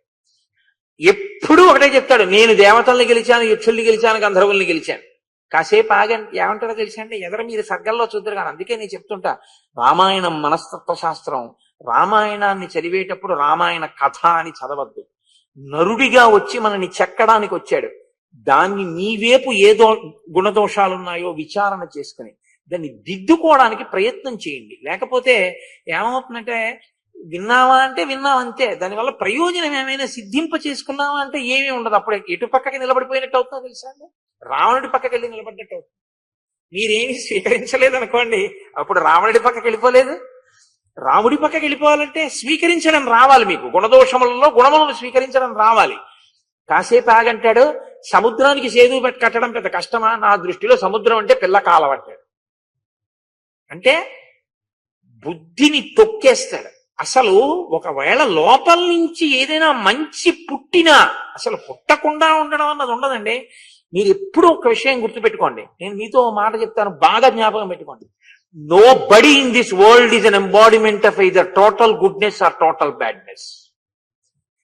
ఈ బ్రహ్మాండంలో ఏ ఒక వ్యక్తి కూడా పూర్తి మంచివాడు కాడు, పూర్తి చెడ్డవాడు కాడు. మంచిని చెడు పక్కకి చేరుతూనే ఉంటుంది ఎప్పుడు. ఎక్కడ పూజా మందిరం ఉంటుందో అక్కడే భూతాలు ఉంటాయి. నేను మీతో యథార్థం మనవి చేస్తున్నాను. మీ ఇంటి పూజా మందిరం ఎక్కడుందో దెయ్యాలు, భూతాలు, పిశాచాలు ఎక్కడికి వస్తాయంటే పడగదిలోకి, వంటగదిలోకి వెళ్ళవు, పూజ గదిలోకి వస్తాయి. ఎందుకో తెలుసా అండి? అక్కడ మీ అనుష్ఠాన బలం పడిపోతే వాటి బలం పెరుగుతుంది. అందుకని అక్కడికి వస్తాయి. అందుకే మనం ఏం చేస్తాం? అక్షతలు నాశం చూసి ఎడంపక్క వేసి ఉత్తిష్టంతో భూత పిశాచాహ, అయ్యా మీరు లేచిపోండి అంటాం. ఎందుకని? చీకట్లో వాళ్ళు వస్తారు. వాళ్ళు ఎందుకు వస్తారంటే ముందు పూజ చేయడానికి వస్తారు. సూర్యోదయానికి పూర్వం మీరు నిర్మాల్యం తీయలేదనుకోండి, వాడు మనసా తీసి ముందు పువ్వు వేసి వెళ్ళిపోతాడు. ఆ ఇంట రాక్షస బలం పెరుగుతుంది. సూర్యోదయాత్ పూర్వం నిర్మాల్యం మీరు తీసి దీపం పెట్టారనుకోండి, ఉత్తిష్టంతో భూత పిశాచాహ, మీకు మాకు గొడవేం లేదు, మేము ఈశ్వరుని ఆరాధిస్తాం, మీరు లేవండి అన్నారనుకోండి, ఇప్పుడు దేశకాలములు మీరు పాటించినందుకు వాళ్ళు లేచి వెళ్ళిపోతారు. ప్రతిరోజు వస్తారు. అందుకేగా గుడి అయితే మాత్రం ఉత్తిష్టంతో భూత పిశాచాహ అంటలేదండి. వాళ్ళు లేకపోతే లేవమని ఎందుకంటారు? ఇప్పుడు ఇక్కడ ఎవ్వరు లేరనుకోండి, అయ్యా అందరూ లేచి నిలబడండి అన్నాను అనుకోండి, నన్ను పిచ్చానంటారు కదా. ఎవడు లేని దానికి లేమంటాడు ఏంటంటారు? మీ అందరూ ఉంటే అయ్యా మీరు అందరూ లేచి నిలబడండి అని నేను అన్నాను అనుకోండి, దానికి ఒక అర్థం ఉంటుంది. ఉంటే కదా ఉత్తిష్టంతో భూత పిశాచాహ, లేకపోతే ఉత్తిష్టంతో భూత పిశాచాహ ఏంటి? ఉంటేనే లెమ్మంటాం. అలాగే ఈ లోపల నుంచి కూడా ఓ మాట వస్తూ ఉంటుంది. ఎప్పుడు మీరు గమనించగలిగితే, మిమ్మల్ని మీరు పరిశీలిస్తే, చెడ్డ సంకల్పం మీరు చేయగానే వద్దులేదు, వాడు నోరు కొట్టుకున్నంత చెప్పాడు, నిజమో అబద్ధమో కానీ పాపం ఏదో వాడు అలా ఉన్నాడో లేదో దేవుడికి కానీ ఏదో మంచి అనేవాడు, రోజు ధర్మం అనేవాడు 42 రోజులు నోరు కొట్టుకుని వెళ్ళాడు కదా, ఓన్లీ ఎందుకు వదిలిపెట్టేద్దాం అంటారు. శ్రవణం అందుకు వచ్చిందండి. శ్రవణము ప్రతి దేవాలయంలో పురాణ ప్రవచనం ఇన్ని రోజులు ఉండేది కాదు. పూర్వం ప్రతిరోజు ప్రవచనం ఉండేది. ప్రవచనం ఎవరు చేయాలి అంటే అది ప్రవచనం కోసం రావడం, ప్రవచనం కోసం ప్రవచనం చెప్పి వెళ్ళిపోవడం అలా ఏం ఉండేది కాదు. పూర్వం చక్కగా ఆయన సంధ్యావందనం చేసుకుని ఆయన వచ్చి గుళ్ళో కూర్చునేవారు. ఏదో ఆ రోజు మంచి మాట అందరూ వచ్చి కూర్చునేవారు. ఆయన ఏదో ఒక మంచి ఓ అంబరీషుడి గురించి, ఓ భక్తి, ఓ పురుషార్థం ఆయన ఒక గంట చెప్పి ఆయన వెళ్ళిపోయారు. దీని ప్రభావం ఏమయ్యేదంటే మరునాడు ఉదయం జ్ఞాపకానికి వస్తుండేది. ధార్మికమైన జీవనం నడుస్తుండేది. దేవాలయము ధార్మిక జీవనమునకు ఆటపట్టు, మిమ్మల్ని ధార్మికంగా నడిపించేది దేవాలయం. అలాగే ఇక్కడి నుంచి కూడా మీకు సంకల్పం ముందు ఇక్కడి నుంచే వస్తుంది, వద్దు అలా చేయకు అని. కానీ ఎవడూ పూర్తి మంచివాడు కాడు, ఎవడూ పూర్తి చెడ్డవాడు కాడు. ఎందుకని? పూర్తి మంచివాడి దగ్గరికి చెడు సంకల్పం కూడా పెడుతూ ఉంటుంది. అన్నీ మంచి చేద్దామని ఎవడనుకుంటాడో వాడి దగ్గరికి చెడు సంకల్పం కూడా పెడుతుంది. ఎందుకు లేదు ఇవన్నీ అవతల మాని పారేద్దాం అనిపిస్తుంది. నేను ఎన్ని మార్లు అనుకున్నానో తెలుసా అండి? ఎన్ని మార్లు అనుకున్నానో. ఒక్కొక్కసారి ఎందుకు మనం ఏమైనా తాంబూలం పుచ్చుకోవాలా, ఓ రూపాయి పుచ్చుకోవాలా, ఎందుకు ఈ శ్రమ మనకి, ఎందుకు ఈ సెలవులన్నీ వృధా చేసుకోవడం? ఒక్కొక్కసారి అందరూ ఎందుకంటే అంతంత సెలవులు పెట్టి జీతం కూడా నష్టపెట్టుకుని అంత కష్టపడి ప్రవచనం చేసి ఎందుకంటే హాయిగా సంతోషంగా గడపక అంటుంటే, లేకపోతే ఏదో చాలా క్లేశం కలిగింది అనుకోండి, ఎక్కడో మనసుకి చికాకేసింది అనుకోండి, ఈ ప్రవచనాలు మానేసి సాయంకాలం పూట ఏదో హాయిగా ఏదో ధ్యానం చేసుకుందాం, ఎందుకు మనకి ఈ ప్రవచనాలు అనిపిస్తూ ఉంటుంది. అలా అనిపించడమే రాక్షస స్పర్శ. నీకు ఈశ్వరుడు ఓపిక ఇచ్చినన్నాళ్ళు చెప్పాలి కానీ నీకు ఏదో చిన్న కష్టం వచ్చిందని ప్రవచనం మానేస్తానంటే అలాగా తరించట్లా. దానివల్ల తపహ 2 గంటల సేపు ఈశ్వరుడు గురించి చెప్పడం అంటే 2 గంటలు ఉత్తినే చెప్పేయడం కుదురుతుందా? 2 గంటలు మీకు చెప్పాలంటే కనీసం 2 గంటలు నేను చదవాలి. ఇవేమీ చదవకుండా నేను వచ్చి మీకు ఏం చెప్పను? ఇప్పుడు 2 గంటలు చెప్పడానికి 2 గంటలు చదువుతున్నావా? 24 గంటల్లో 4 గంటల తపస్సు జరిగిందా? ఏమీ లేకపోవడం ఏమిటి? నువ్వు పొందట్లా మనుష్య జన్మ ప్రయోజనాన్ని? పూనికతో నిలబడాలి, ప్రతిబంధకం వచ్చినప్పుడే నిలబడాలి అని అనుకున్నారనుకోండి, ఇక్కడ వచ్చిన భావాన్ని ఇక్కడే తొక్కుతారు. కాబట్టి ఇప్పుడు మంచి పక్కకి చెడు స్పర్శ ఉంటుందా ఉండదా? ఎప్పుడూ ఉంటుంది, ఉండకపోవడం ఏమి ఉండదు. కించిత్ లొంగితే ఆ కించిత్ చెడు ఉంటుంది, ఎక్కువ లొంగితే ఎక్కువ చెడు ఉంటుంది. చెడు నుంచి విముక్తి అయితే వెలుతురు ఉంటుంది. చీకటి వెన్నెల లేకుండా ఉండవు, ఉంటాయి. కానీ తమసోమా జ్యోతిర్గమయ, విడుదల పొందే ప్రయత్నం చెయ్యాలి. కానీ ధార్మిక ప్రవచనం, ధర్మనిష్ట గురించిన చదువు కేవలం చదువుకోవడానికి, కేవలం వినడానికి అనుకోండి, ఏమీ ఉపయోగం ఉండదు. రామాయణం చదువుకుంటున్నానండి, ఎందుకు చదువుతున్నారు అంటే, ఇక్కడ ఇలా పట్టుకుని చదవడం మనసు ధర్మం కాబట్టి చదివేస్తూ, నేను ఇవాళ ఈ పనులు చెయ్యాలి, ఈ పనులు చెయ్యాలి అనుకుంటూ గబగబా పేజీలు తిప్పేసి, అయిపోయే 120 పేజీలు అని చెప్పేసి పైన కొంత చూసేసి అయిపోయిందని చెప్పి స్వస్తి ప్రజాభ్య పరిపాలయంతాం న్యాయేన మార్గేణ మహిమహీషామని నీరాజనం ఇచ్చేసి వెళ్ళిపోయాను అనుకోండి, రాముడు నా చొక్కా పట్టుకున్నా అన్నన్నా నువ్వు సరిగ్గా చదవలేదు అని నన్నేమండవు. కానీ ఎందుకది? ఎవరి కోసం చేస్తున్నట్లు? ఒక్క శ్లోకం చదువుకోవాలంటాడు, ఒకే ఒక్క శ్లోకం చదువుతారు. భగవద్గీత కించిదీత గంగాజలలవ కణికా పీత సకృతపియేన మురారి సమర్చ క్రియతే తస్య యమేన చర్చ. నీకు పనుంది, పూనికతో 1 గంటే పూజ చేయి. నీకు పనుంది, పూనికతో 1 గంట చెయ్యి. నువ్వు చెయ్యగలను అని అన్ని విధాలు అనుకున్నావు, మనసారా 2 గంటలు చెయ్యి. ఏది చేసినా మనసారా చెయ్యి తప్ప రాక్షస స్పర్శని విడిపించుకునే ప్రయత్నం చేయాలి. బయట ఉత్తిష్టంతు భూత పిశాచాహ ఎంత అవసరమో, ఇక్కడ ఉత్తిష్టంతు భూత పిశాచాహ కూడా అంతే అవసరం. కాబట్టి ఇందులో రావణాసురుడి వైక్లభ్యం ఎక్కడ కనపడుతూ ఉంటుందంటే, మనస్సు యొక్క మూలుగుని మూలుగులాగే ఉంచుతాడు తప్ప మనసు ప్రసంగం చేసే అవకాశాన్ని అసలు ఇవ్వడు. అంటే లోపల నుంచి వచ్చే సంకల్పాన్ని వినడు. దానివల్ల ఏమవుతుందంటే ఎప్పుడూ చెడే. ఇది బాహ్యంలో కూడా తనకి ప్రీతికరమైన మాటలే వినాలనుకుంటాడు తప్ప నాకు ప్రీతికరంగా ఉండడమా లేకపోతే అది అలా జరుగుతుందా దాని గురించి ఆలోచించాడు. నాకొకటి ప్రీతికరం అండి, కానీ నాకు ప్రీతికరం అని జరుగుతాయి అన్నిని, నీకు ప్రీతికరంగా ఎందుకు ఉండాలి? దాని గుణదోషములను చూసుండిపో అంతే, అంతవరకే నీ స్థితి. అంతేగాని నీకెందుకు దాని గురించి అన్న కోణంలో ఉన్నాడు అనుకోండి, యథార్థం అర్థం అవుతుంది. ఓ అవతల సైన్య బలవంతం ఉంది కాబట్టి నేను యథార్థాన్ని గ్రహించవలసి ఉంది అనుకుంటాడు. ఇది ఒక్కనాటికి రావణుడికి రాదు. అందుకే రావణుడు అంటే బహు కోణముల యందు పతనావస్థకి వెడుతుంటాడు. ఇందులో ఏ మంచి మార్గాలు ఉంటాయో అన్నిటినీ మూసేస్తాడు. పోని లోపల నుంచి వెండు, బయట నుంచి ఎవరైనా చెప్తే అది వినడు. ఒకరు కాదు, ఎవరు చెప్పినా వినడం. వయసులో పెద్దవాళ్ళు, బంధుత్వం ఉన్నవాళ్ళు, తల్లి, భార్య, గురువు, ఎవరు చెప్పనివ్వండి, ఎంత ప్రమాదం అని చెప్పనివ్వండి, తా పట్టిన కుందేలుకు 3 కాళ్ళు. తనతో ఉండడం అంటే తాను బతికితే బతకడం, తాను చావాలనుకుంటే తనకన్నా ముందు చచ్చిపోవడం. తనకన్నా ముందు, తన తర్వాత కాదు, అది ఒప్పుకోడు. తను అందరి తర్వాత చేస్తాడు, అందరినీ చంపితం చేస్తాడు. ఎందుకంటే ఏమో అప్పుడైనా తీరుతుందేమో అని ఎదురు చూస్తుంటాడు కాలం. ఈ ధోరణి ఎక్కడి నుంచి వచ్చేస్తుందంటే, రావణుడు తయారవుతాడు. ఎలా తయారవుతాడంటే, మీరు మార్గాలు మూస్తే రావణుడు తయారవుతాడు. మీరు మార్గాల్ని జాగ్రత్తగా తెలుసుకుని, అమ్మో నాలో రావణుడు పెరుగుతున్నాడు అన్న భావన మీరు పొందారనుకోండి, అంతే, రావణుడు లోపల ఉండే అవకాశం ఉండదు, రాముడే కూర్చున్నాడు. కాబట్టి ఇది మీరు గమనించవలసి ఉంటుంది. శ్రీరామాయణంలో ఈ ధర్మ సూక్ష్మం లేకుండా నేను కేవలం రావణుడు గురించి చెప్పడంలో అది అంత ప్రయోజనకరము అని నేను అనుకోవట్లేదు. అందుకని నేను మధ్య మధ్యలో ఈ విషయాన్ని మీకు మనవి చేస్తున్నాను.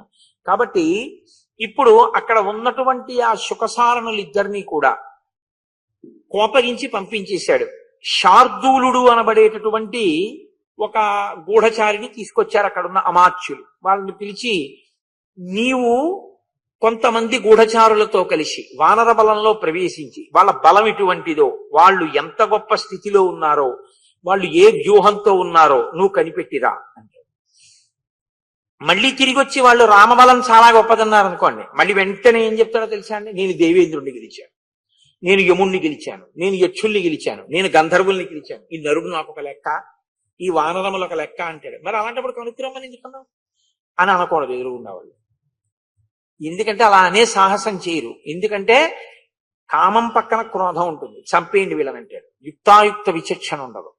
ఇది రావణుడి శీలంలో ఉన్నటువంటి చాలా ప్రమాదకరమైన ధోరణి. ఈ ధోరణి కానీ మనం అనుమతించామో లోపలికి, మనలో కూడా రావణుడు చేరిపోతాడు. అందుకే చాలా జాగ్రత్తగా మనని మనం పరిశీలించుకోవడం అలవాటు అవుతూ ఉండాలి. ఇప్పుడు వెళ్ళిన శార్దూలుడు ఏం చేస్తాడండి? అక్కడ ఏముందో అదే కదా చెప్తాడు. మీరిల్లు చూసినా, నేనిల్లు చూసినా, ఆయన ఇల్లు చూసినా అక్కడ పాలు పెట్టి చూసిరండి అన్నాం అనుకోండి, ఎంతమంది వెళ్ళి చూసినా ఏముంటుంది? పాలే ఉంటాయి. నేనది కళ్ళు అని చెప్పాలనుకున్నాను అనుకోండి, అది నిజంగా ఎవడైనా వచ్చి ఏమంటే అక్కడ కళ్ళుందండి అని చెప్పాడు అనుకోండి, పాలని కళ్ళు అని చెప్పాడు అనుకోండి, వాడు నా ప్రీతి కొరకు చెప్పిన వాడే తప్ప వాడు సత్యం చెప్పిన వాడు మాత్రం కాడు కదా. షహబాష్, ఎంత గొప్ప మాట అన్నావురా, అక్కడ కళ్ళుందని నేను ఉంగరం తీసి వాడికి ఇచ్చాను అనుకోండి, ఇప్పుడు నేను ఇచ్చిన బహుమానంలో నా ప్రాజ్ఞత సంస్కారం ఏమైనా ఉన్నాయా? లేకపోతే అది కళ్ళని చెప్పడం సత్యమా? పాలని చెప్పడం ఒప్ప? పాలని చెప్పడమే ఒప్పు కదండి. కానీ పాలని కళ్ళని ఎవరైనా చెప్తారేమో అని చూస్తాడు. కానీ విచిత్రం ఏంటో తెలుసా? ఎంత రాక్షసులైనా అక్కడికి వెడితే వాళ్ళ లక్షణం ఈయన మీద పడుతుంది. రాముడి దగ్గరికి వెళ్ళి వచ్చాడు అనుకోండి, దాని ప్రభావం కొంత పడిపోతుంది. పడిపోయి అట్నుంచి వచ్చి అబ్బో ఏమి సైన్యం, ఏం బలం అంటుంటారు. ఎందుకని ఒక్కటే కారణం, శత్రువు అన్న భావనతో పట్టుకుంటారు వాళ్ళు. వాడేం చేశాడా? చూడ్డానికి వచ్చాడు, అస్త్రం పట్టుకున్నాడా, శస్త్రం పట్టుకున్నాడా? యుద్ధానికి వచ్చాడా? అస్త్రం శస్త్రం పట్టుకోకుండా యుద్ధానికి రాని వాడిని నేను చంపన వదిలిండి అంటాడు రాముడు. ఈ ధర్మానికి వాళ్ళు ముగ్ధులైపోతారు. ఏదే మనం ఎప్పుడు వినలేదురా, మన వాడి దగ్గర అసలు ఇలాంటి గుణమే లేదని వెళ్ళి అయ్యో ఎంత గొప్పవాడండి, వాళ్ళ ఆవిడి కోసం యుద్ధానికి వచ్చాడు తప్ప పాపం లేకపోతే ఆయన అలా వచ్చేవాడు కాదని అంటాడు. ఈ మాట వాడికి నచ్చదు. వెంటనే అంటాడు నేను వదలను సీతనంటాడు. ఇది రావణ ప్రవృత్తి. కాబట్టి అన్ని మార్లు పంపిస్తాడు. ఇప్పుడు శార్దూలుడు వచ్చి ఏం చెప్తాడు? పాలని చెప్తాడు, అంతే కదండి. కళ్ళు అని చెప్పలేడు. అలా ఎవరు చెప్పినా ప్రహస్తుడు చెప్పాలంతే, ఇంకెవరు చెప్పరు. ఇదేగా చెప్పాడు విభీషణుడు. వాడికి తెలుసు కానీ చెప్పడం. ఎందుకు చెప్పడో తెలుసా?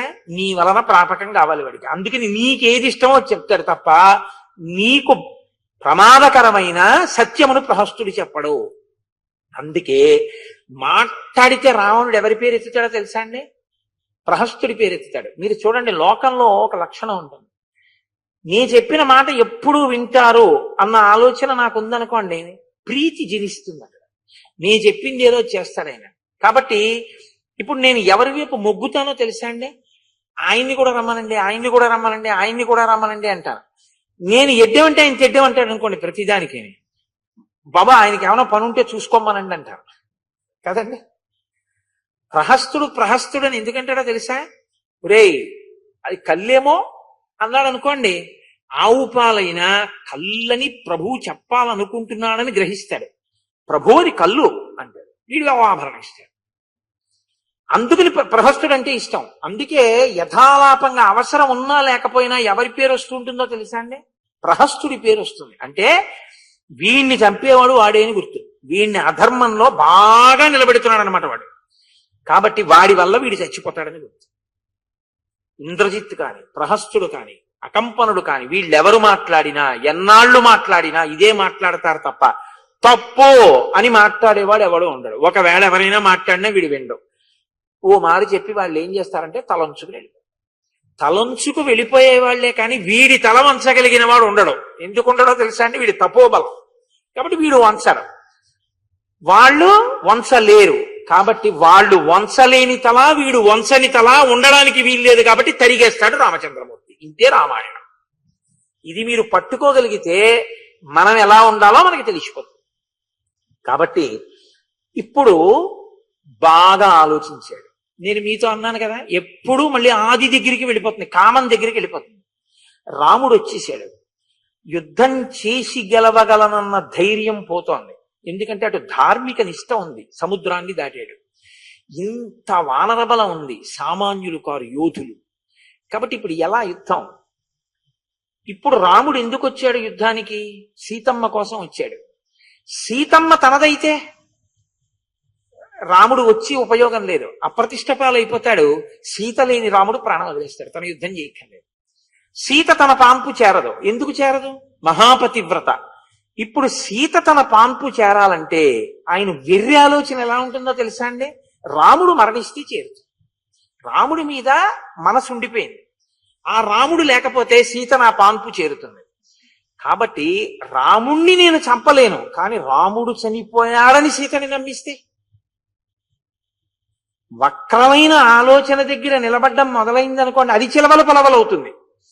ఆలోచన అన్నది ఏమిటో తెలుసా అండి? పాదు లాంటిది. మీరు ఒక విషపు పాదు తీసుకొచ్చి పెట్టారనుకోండి, అది ఎక్కుతుంది పందిరి. మీరు సన్నజాజి పందిరి పెట్టారనుకోండి, అది ఎక్కుతుంది పందిరి. మీరు అరణ్యంలో ఎప్పుడైనా చూశారో లేదో, మూకాంబికా క్షేత్రం దగ్గర నుంచి శృంగేరి వచ్చేటప్పుడు ప్రత్యేకించి మన భోగస్థానం ఏమిటది, గోవా దగ్గర నుంచి గోకర్ణం వచ్చేటప్పుడు మీరు రోడ్డు పక్కన చూస్తే మహావృక్షాలు, ఎన్ని తీగలు లతలు అల్లుకుపోయి ఉంటాయో, అసలు చెట్ల కొమ్మల్ని చెట్లు కనపడవు, అంతగా అల్లుకుని ఉంటాయి. అల్లుకోవడం దాని లక్షణం. మీరు విషబీజం పెడితే విషపాదు అల్లుకుంటుంది, మంచి బీజం పెడితే ఆ పాదు అల్లుకుంటుంది. మీరు మంచి ఆలోచనని ప్రోధి చేస్తే అటువైపు కల్లుకుంటుంది. మీరు చెడు ఆలోచనలకి ప్రాధాన్యం ఇవ్వడం ఎక్కువైతే అటు అల్లుకుంటుంది. అది దాని పందిరి. మీరు ఏదిస్తే అటువైపు అల్లుతుంది. దానికి ఉన్న లక్షణం అది. మనసుకి ప్రయత్నపూర్వకంగా మీరు తిప్పేస్తూ ఉండాలి. దాన్ని కుదరదు, రా ఇటని మళ్ళీ తిప్పి పందిరి వేరు. ఈ పందిరేసింది నువ్వెక్కడానికి కాదు, జాజితీకి ఎక్కడానికి.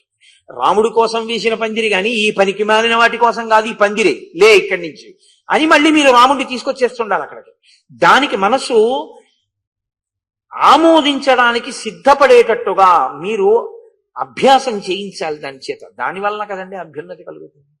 కాబట్టి ఇప్పుడు ఆయన ఈ ఆలోచన చేసి ఒక ప్రణాళిక నిర్మాణం చేసుకుని వెంటనే విద్యుజ్జిహ్వుడు అనబడేటటువంటి ఒక రాక్షసుని పిలిచి శిరో మాయామయం గృహ్య రాఘవస్య నిశాచర త్వం మాం సముపతిష్టస్య మహచ్చ శశరంధను. రామచంద్రమూర్తి యొక్క శిరస్సు ఎలా ఉంటుందో అటువంటి శిరస్సు ఇక చూస్తే ఎవ్వరూ గుర్తుపట్టకూడదు, రాముడి శిరస్సే అనుకోవాలి. అటువంటి శిరస్సు ఒకదాన్ని సృష్టించు. రాముడి చేతిలో ధనస్సు బాణము ఎలా ఉంటాయో అటువంటి ధనస్సు బాణములు సృష్టి చేసి నేను వెడుతున్నప్పుడు, నేను పిలిచినప్పుడు రావడానికి వీలుగా అశోకవనానికి బయట నిలబడి ఉండు అని చెప్పాడు. చెప్పి తాను అశోకవనానికి బయలుదేరాడు. సీతమ్మ తల్లి కూర్చునుంది. ఆమె నాథుని యందు దృష్టి పెట్టి రామచంద్రమూర్తిని ధ్యానం చేస్తోంది. ఆ తల్లి ఆవిడ దగ్గరికి వెళ్ళి అన్నాడు, ఖరహంతా సతే భర్త రాఘవ సమరేహత. ఈ మాటతో ప్రారంభించాడు. అంటే నేను నిన్ను అపహరించి తీసుకొస్తే నిన్ను రక్షించడానికి వచ్చిన రాముడు నిహతుడయ్యాడు అనడం. తాను రాముణ్ణి సంహరించడానికి కారణం ధార్మికం అన్నట్లు మాట్లాడతాడు. ఎంత లోపల ప్రణాళిక వేసుకుని వెడతాడో చూడండి. ఆడదాని మనసు మభ్యపెట్టడం అన్నదానికి ఎవడైనా ఒక గొప్ప అధ్యాపకుడు అంటూ ఉంటే రావణాసురుడే. ఖరహంతా సతే భర్త రాఘవ సమరేహత. అక్కడ దండకారణ్యంలో 14,000 మంది ఖరదూషణాదులన్న రాక్షసుల్ని సంహరించిన రాముడున్నాడే, ఆయన సంహరింపబడ్డాడు. చిన్నంతే సర్వతో మూలం దర్పస్తే నిహతోమయా వ్యసనేనాత్మన సీతే మమ భార్యా భవిష్యసి విసృజే మాం మతిం మూఢే కిం మృతేన కరిష్యసి భవస్య భద్రే భార్యాణం సర్వాసాం ఈశ్వరీ మమ అల్పపుణ్యే నివృత్తార్థే మూఢే పండితమానిని శృణు భర్తృవధం సీతే ఘోరం వృత్రవ్రధం యదా. నువ్వు మూర్ఖురాలివై పండితురాలను అనుకుంటుంటావు. లేనిపోని పాపాలు మూటకట్టుకోవడం అంటే ఇదే. నా భర్త అని ఇన్నాళ్ళు అతిశయంతో మాట్లాడావే, నీ భర్త మరణించాడు, యుద్ధంలో సంహరింపబడ్డాడు. ఆ భర్త అయినటువంటి రాముడు మరణించాడు కనుక ఇప్పుడు నువ్వు నా పాన్పు చేరవలసి ఉంటుంది. పాన్పు చేరితే నా రాణులందరి మీద నువ్వు ఆధిపత్యాన్ని పొందొచ్చు, నువ్వు మహారాణి అవుతావు. ఇంత చెప్పినా నీకు అర్థం కాకపోతే, నువ్వు భోగాన్ని అనుభవించడానికి సిద్ధపడకపోతే నీ అంత మూఢురాలు లోకంలో ఉండదు. నువ్వు చాలా అల్పమైనటువంటి పుణ్యం చేసిన దానివి అని నాకు అర్థమవుతోంది. అందుకే ఇంత గొప్ప అవకాశం వచ్చి కూడా పొందట్లేదు అని, ఎలా రాముణ్ణి చంపామో చెప్తాం విను అని. అథ సుప్తస్య రామస్య ప్రహస్తేన ప్రమాధిన. ఇదే నేను మీతో మనవి చేసింది. ఎవరి పేరు గుర్తొస్తుంటుందో చూడండి. అశక్తం కృతహస్తేన శిరశ్చిన్నం మహాసిన. ఉత్తర తీరాన్ని చేరినటువంటి రాముడు కొన్ని కోట్ల వానరములతో వచ్చి యుద్ధం చేద్దామని బడలిపోయి రాత్రి శిబిరంలో నిద్రపోతున్నాడు. మా వాళ్ళందరూ కామరూపాలున్న వాళ్ళు. ఇక్కడ ఉన్న రాక్షస సైన్యం అంతా నిశ్శబ్దంగా నిద్రలో ఉన్నటువంటి వానర సైన్యంలోకి ప్రవేశించింది. ఎవరున్నారు ఎక్కడున్నారు అన్నది వెతికి చూసింది. ఒక గుడారంలో రామలక్ష్మణులు నిద్రపోతున్నారు. నిద్రపోతున్నటువంటి రాముడి యొక్క కంఠాన్ని ప్రహస్తుడు తన పెద్ద కత్తితో కోసేశాడు. కోసేస్తే ఇదిగో ఈ కంఠం. విభీషణ సముత్పత్య నిగృహీతో ఎదుర్ఛయ. విభీషణుణ్ణి మీద పడి బంధించారు. బంధించి లంకాపట్టణంలోకి తీసుకొచ్చారు. దిశ ప్రమాజిత సర్వై లక్ష్మణ ప్లవగై సహా. కంఠం కోసేసినప్పుడు రాముడు పెట్టినటువంటి అరుపులకి నిద్రలో లేచి చూసినటువంటి లక్ష్మణుడు భయపడిపోయి బతికినటువంటి వానరాలతో కలిసి దిక్కులు పట్టి పారిపోయాడు. ఎటు వెళ్ళిపోయాడో మాకు దొరకలేదు. సుగ్రీవో గ్రీవయా సీతే భగ్నయా ప్లవగాధిప నిరస్త హనుకస్యేతే హనుమాన్ రాక్షసైర్హత. సుగ్రీవుడు గ్రీవము లేనివాడైపోయాడు, కంఠం తీసేశారు. అలాగే హనుమ యొక్క దవడలు బద్దలైపోయి హనుమ శరీరాన్ని విడిచిపెట్టేశారు. ఇలా వృద్ధుడైపోయినటువంటి జాంబవంతుడు మోకాళ్ల మీద పైకి లేవబోతుంటే ఆయన మోకాళ్ళు నరికేశారు. నరికేస్తే ఆయన ముందుకు పడిపోయి మరణించాడు. ఇలా ఎక్కడి వాళ్ళక్కడ మరణించారు. మైందుడు, ద్వివిధుడు, నిద్రలో ఉన్న వాళ్ళని ఉన్నట్టుగా చంపేశారు మా వాళ్ళు. దాంతో వానరములన్నీ భయపడిపోయి దిక్కులు పట్టి పారిపోయి, నువ్వు ఇప్పటికైనా నమ్ముతావని ఇదిగో ఈ తల తీసుకొచ్చాను, ఇప్పుడు ఆ తలని నీకు చూపిస్తాను చూడు అని విద్యుజిహ్వుణ్ణి పిలిచి ఆ యుద్ధంలో నేల మీద పడిపోయి దుమ్ము కొట్టుకుపోయి రాముడి తలకాయ అక్కడ పడుంటే ఇదిగో ఈ విద్యుజిహ్వుడే తీసుకొచ్చి నా ప్రీతి కొరకు నాకు చూపించాడు అని తానేదో ముట్టుకోని వాళ్ళ ఆ విద్యుజిహ్వుణ్ణి పిలిచి ఆ తల సీతమ్మకి చూపించు అన్నాడు. రాక్షసం క్రూరకర్మాణం విద్యుజిహ్వం త్వమానయ ఏన తద్రాఘవ శిర సంగ్రామాత్ తయమాం హృతం. యుద్ధంలో నిజంగా కంఠము కోయబడినట్టుగా ఉన్నటువంటి రామచంద్రమూర్తి తలలా ఉన్న మాయచేత సృష్టింపబడినటువంటి తలని ఆ విద్యుజిహ్వుడి తీసుకెళ్లి సీతమ్మ ముందు పెట్టాడు. ఒక అబల, ఒక మహాపతివ్రత, అసలే ఆవిడ భయపడిపోయి ఉన్నది. అకస్మాత్తుగా రామచంద్రమూర్తి యొక్క శిరస్సే అన్నట్టుగా కనపడినటువంటి శిరస్సు చూసి ఆవిడ వెంటనే నేల మీద పడిపోయింది.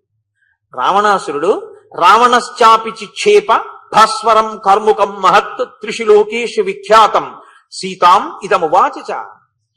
చూశావా, 3 లోకములలో చాలా గొప్పదిగా చెప్పబడినటువంటి ఈ ధనస్సు రత్నములు పొదగబడినటువంటి రాముని యొక్క ధనస్సు బాణములు ఇవిగో చూడు, ఇవి కూడా పట్టుకొచ్చారు అని మాయచేత సృష్టింపబడినటువంటి ధనస్సుని బాణాల్ని సీతమ్మ దగ్గరికి విసిరేశాడు.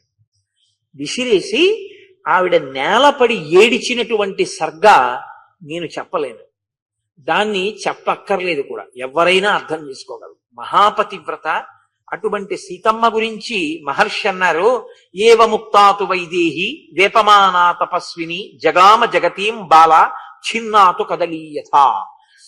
పెద్దగా పెరిగినటువంటి అరటి చెట్టు పెద్ద గాలేస్తే కింద పడిపోతే ఎలా ఉంటుందో అలా కింద పడిపోయినటువంటి అరటి చెట్టులా ఆమె నేల మీద పడి గుండెలు బాదుకుని రామచంద్రమూర్తి యొక్క శిరస్సు పట్టుకుని ఆక్రందన చేసి ఏడుస్తోంది. పరమ సంతోషంగా అక్కడ నిలబడి ఉన్నాడు. అది రాక్షసత్వం అంటే. ఆయనకి కావలసింది ఏమిటంటే ఏడ్చి ఏడ్చి ఏడ్చి ఏడ్చి రాముడు లేడు కనుక తాను కోరినట్టు సంకల్పిస్తుందేమో అని. అంటే అంతటి అధర్మమైనటువంటి కాముక ప్రవృత్తి ఉన్నవాడు. లోపల మీరు ప్రోధి చేసి అటువంటి సంకల్పానికి నీరు పోసి వృద్ధి చెయ్యాలి, కానీ అల్లుకోవడానికి మనసు సిద్ధంగా ఉంటుంది.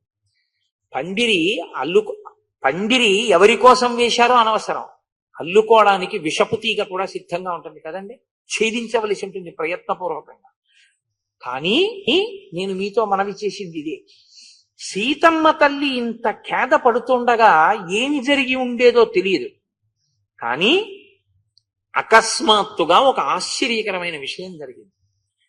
మహారాజా జయీభవ విజయీభవ అంటూ ఒక వార్తాహరుడు వచ్చాడు. ఎందుకో మీతో చాలా ముఖ్యంగా మాట్లాడాలి అని ప్రహస్తుడు వచ్చి సభాభవనం దగ్గర నిలబడ్డాడు. మీరిక్కడ ఉన్నారని తెలిసి మీకు కబురు చెప్పమన్నాడు అన్నాడు. ఆ ప్రహస్తుడంటే మహాప్రీతి వాడికి. కాబట్టి ప్రహస్తుడు వచ్చాడంటే తనకేదో ప్రీతికరమైన వార్త చెప్తాడు అని అనుకున్నాడు. అనుకుని అక్కడ నుంచి వెంటనే బయలుదేరి వెళ్ళిపోయాడు. మాయచే సమనంతరం రావణుడు వెళ్ళగానే ధనుర్బాణములు ఆ శిరస్సు అంతర్ధానమయ్యాయి. కానీ సీతమ్మ తల్లి దుఃఖం పోతుందా? ఆవిడ దుఃఖం పోదు. కానీ ఇదే ఈశ్వరుడు యొక్క అనుగ్రహం. అంటే ధర్మాన్ని పట్టుకున్నవాడు ఎన్నడూ పాడవడు. ఎవరో ఒకరి రూపంలో ఈశ్వరుడు వచ్చి అనుగ్రహిస్తాడు. అక్కడికి విభీషణుణ్ణి చేర్చినటువంటి ఈశ్వరుడే విభీషణుడు భార్యాపిల్లలతో వెళ్లకుండా చేసి శరమని త్రిజటని ఇక్కడ ఉంచాడు. కాబట్టి ఆ శరమ వెంటనే వచ్చి అంది, సమాశ్వసి వైదేహి మా భూత్తే మనసో వ్యథ ఉక్తాయ ద్రావణీనత్వం ప్రత్యుక్తంచ స్వయం తయా సఖీ స్నేహేన తద్భీరు మయా సర్వం ప్రతిశ్రుతం లీనయా గగనే శూన్యే భయముత్సృజ్య రావణాత్ తవ హేతోర్విశాలాక్షి నహిమే జీవితం ప్రియం నశక్యం సౌప్తికం కర్తుం రామస్య విదితాత్మనః వధస్య పురుష వ్యాఘ్రే తస్మిన్ నైవోపపద్యతే. ఆవిడంది, రావణాసురుడు నీతో వచ్చి మాట్లాడుతున్నప్పుడు నేను చాటుగా ఉండి అంతా విన్నాను.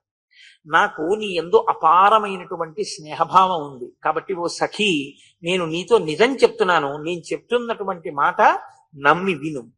వీడి తరమే రావణాసురుడు నిద్రపోతున్నటువంటి రామచంద్రమూర్తి యొక్క కంఠాన్ని కోయించగలడా ప్రహస్తుడితో? దీర్ఘబాహు, విశాలాక్షుడు, అపారమైనటువంటి పరాక్రమ సంపన్నుడు, 33 కోట్ల మంది దేవతల్ని నిగ్రహించగలిగిన వాడు. అవతల వైపు సైన్యంలో ఉన్న వీరులు ఆ గుడారంలో ప్రవేశించి కంఠం కొయ్యడానికి వీలైన రీతిలో అందరూ నిద్రపోతూ రాముడు నిద్రపోతాడా? అలా నిద్రపోతుంటే ప్రహస్తుడు వెళ్ళి ఆయన కంఠం కోసేశాడా? ఇవన్నీ నమ్మవలసిన మాటలే. నువ్వు ఎలా నమ్మేశావు దుఃఖభారంతో? నువ్వు నమ్మవలసిన మాటలు కావు. ఇది ఒక్కనాటికి జరిగిన విషయం కాదు. మాయ చేత సృష్టించాడు శిరస్సుని. అందుకే ఆయన వెళ్ళగానే ఆ శిరస్సు అంతర్ధానమైంది. కాబట్టి సీత, నువ్వు నమ్మకు. రావణుని యొక్క బుద్ధి ఎటువంటిదో తెలుసా? అయుక్త బుద్ధి కృత్యేన సర్వభూత విరోధిన ఇయం ప్రయుక్త రౌద్రేణ మాయా మాయవిదాత్వయి శోకస్తే విగత సర్వ కళ్యాణం త్వాం ఉపస్థితం ధ్రువం త్వాం భజతే లక్ష్మీ ప్రియం ప్రీతికరం శృణు. నేను చెప్పింది విను.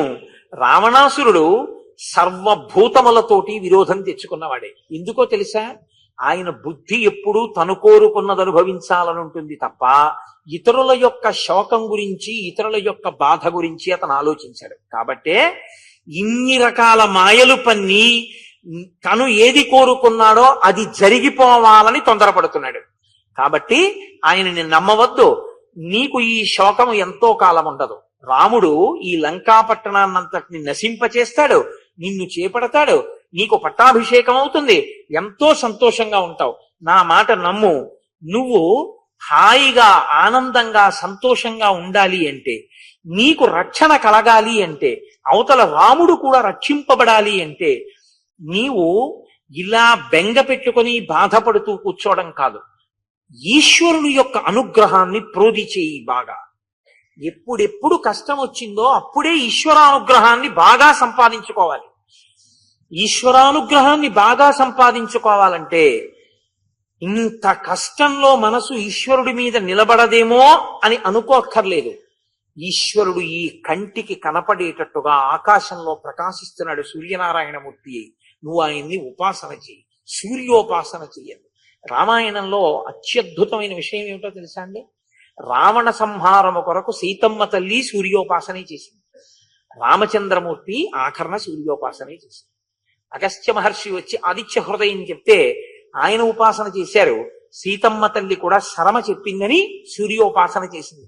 ఇద్దరూ సూర్యోపాసనలోనే ఉన్నారు. కాబట్టి శరం అంటుంది సమాగతాత్వం వీర్యేణ మోదిష్యసి మహాత్మన సువర్షేణ సమాయుక్త యథా సస్యేన మిదిని. పంటలతో కూడినటువంటి భూమి ఎంత అందంగా ఉంటుందో అలా రాముడితో కలిసి నువ్వు అంత సంతోషంగా ఉండేటటువంటి రోజులు ముందున్నాయి.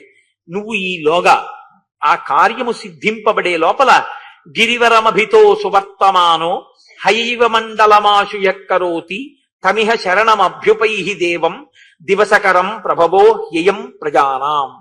నీవు మహానుభావుడు ఏ ఈశ్వరుడు మేరుపర్వత శిఖరాలకి ప్రదక్షిణంగా గుర్రాలు పూంచిన రథం మీద తిరుగుతుంటాడో, ఏ మహానుభావుడు ఈ మాంసనేత్రము చేత దర్శింపబడతాడో అటువంటి సూర్యనారాయణమూర్తిని ఉపాసన చెయ్యి.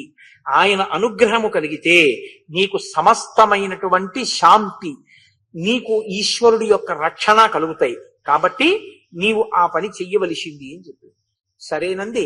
ఆ తల్లి సూర్యోపాసన ప్రారంభం చేసింది అని మనం అనుకోవలసి ఉంటుంది. ఆమె సూర్యనారాయణమూర్తిని ఉపాసన చేస్తోంది. అటువంటి సమయంలో కైకసి రావణాసురుని యొక్క తల్లి, అవిద్ధుడు అని చాలా వృద్ధుడైనటువంటి ఒక మంత్రి, మాల్యవంతుడు అని కైకసి యొక్క సోదరుడు, అంటే రావణాసురుడి యొక్క మేనమామ. మేనమామ గౌరవింపబడవలసినటువంటి వాడు. ఇటువంటి వాళ్ళందరూ కూడా రావణాసురుడి దగ్గరికి వెళ్ళారు. వెళ్ళి ఆయనకి ధర్మబోధ చేశారు. ఈ యుద్ధానికంతటికీ కారణం నువ్వు కేవలం సీతమ్మ తల్లిని తీసుకురావడమే. కాబట్టి నువ్వు ఈ పని చెయ్యవద్దు. ఉపద్రవాలు కనపడుతున్నాయి, దుర్నిమిత్తాలు కనపడుతున్నాయి, లంకాపట్టణం అంతా నశించిపోయే పరిస్థితి కనపడుతోంది. కాబట్టి నువ్వు తీసుకెళ్లి సీతమ్మని అప్పచెప్పే. ఎవరు చెప్పినా ఏం చెప్తారండి?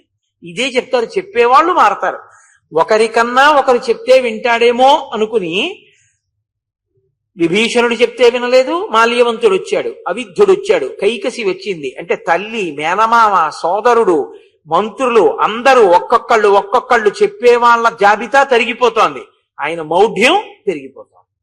కాబట్టి ఇప్పుడు వాళ్ళు చెప్పారు, చెప్పినా ఆయన వినలేదు. సరికదా కోపగించాడు మాల్యవంతుడి మీద. కోపగించి ఒక మాట అన్నాడు, ద్విధా భజ్యేయమప్యేనం నమేయం తు కస్యచిత్ ఏషమే సహజో దోష స్వభావో దురతిక్రమ. ఇదో చిత్రమైనటువంటి లక్షణం రావణాసురుని యందు. మీరు చూడండి, అలా ఉండకూడదు అని మీరు అన్నారనుకోండి, తప్పు, అలా ఉండద్దు అన్నారనుకోండి, నేనేం చేయను, నా అలవాటు.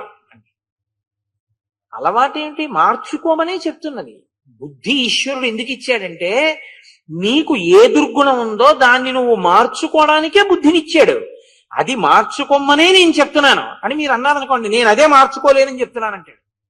మీరు చూడండి, మీరు ఎంత ప్రయత్నం చేయండి, ఒక్కొక్కరు తెల్లవారుజామున లేచేటట్టు మీరు చేయలేరు. ఎంత ప్రయత్నం చేయండి, వాళ్ళు లేవరు. రాత్రి అంతసేపు తెలివిగా ఉండవద్దు అని చెప్పండి, మీరు ఉంచలేరు.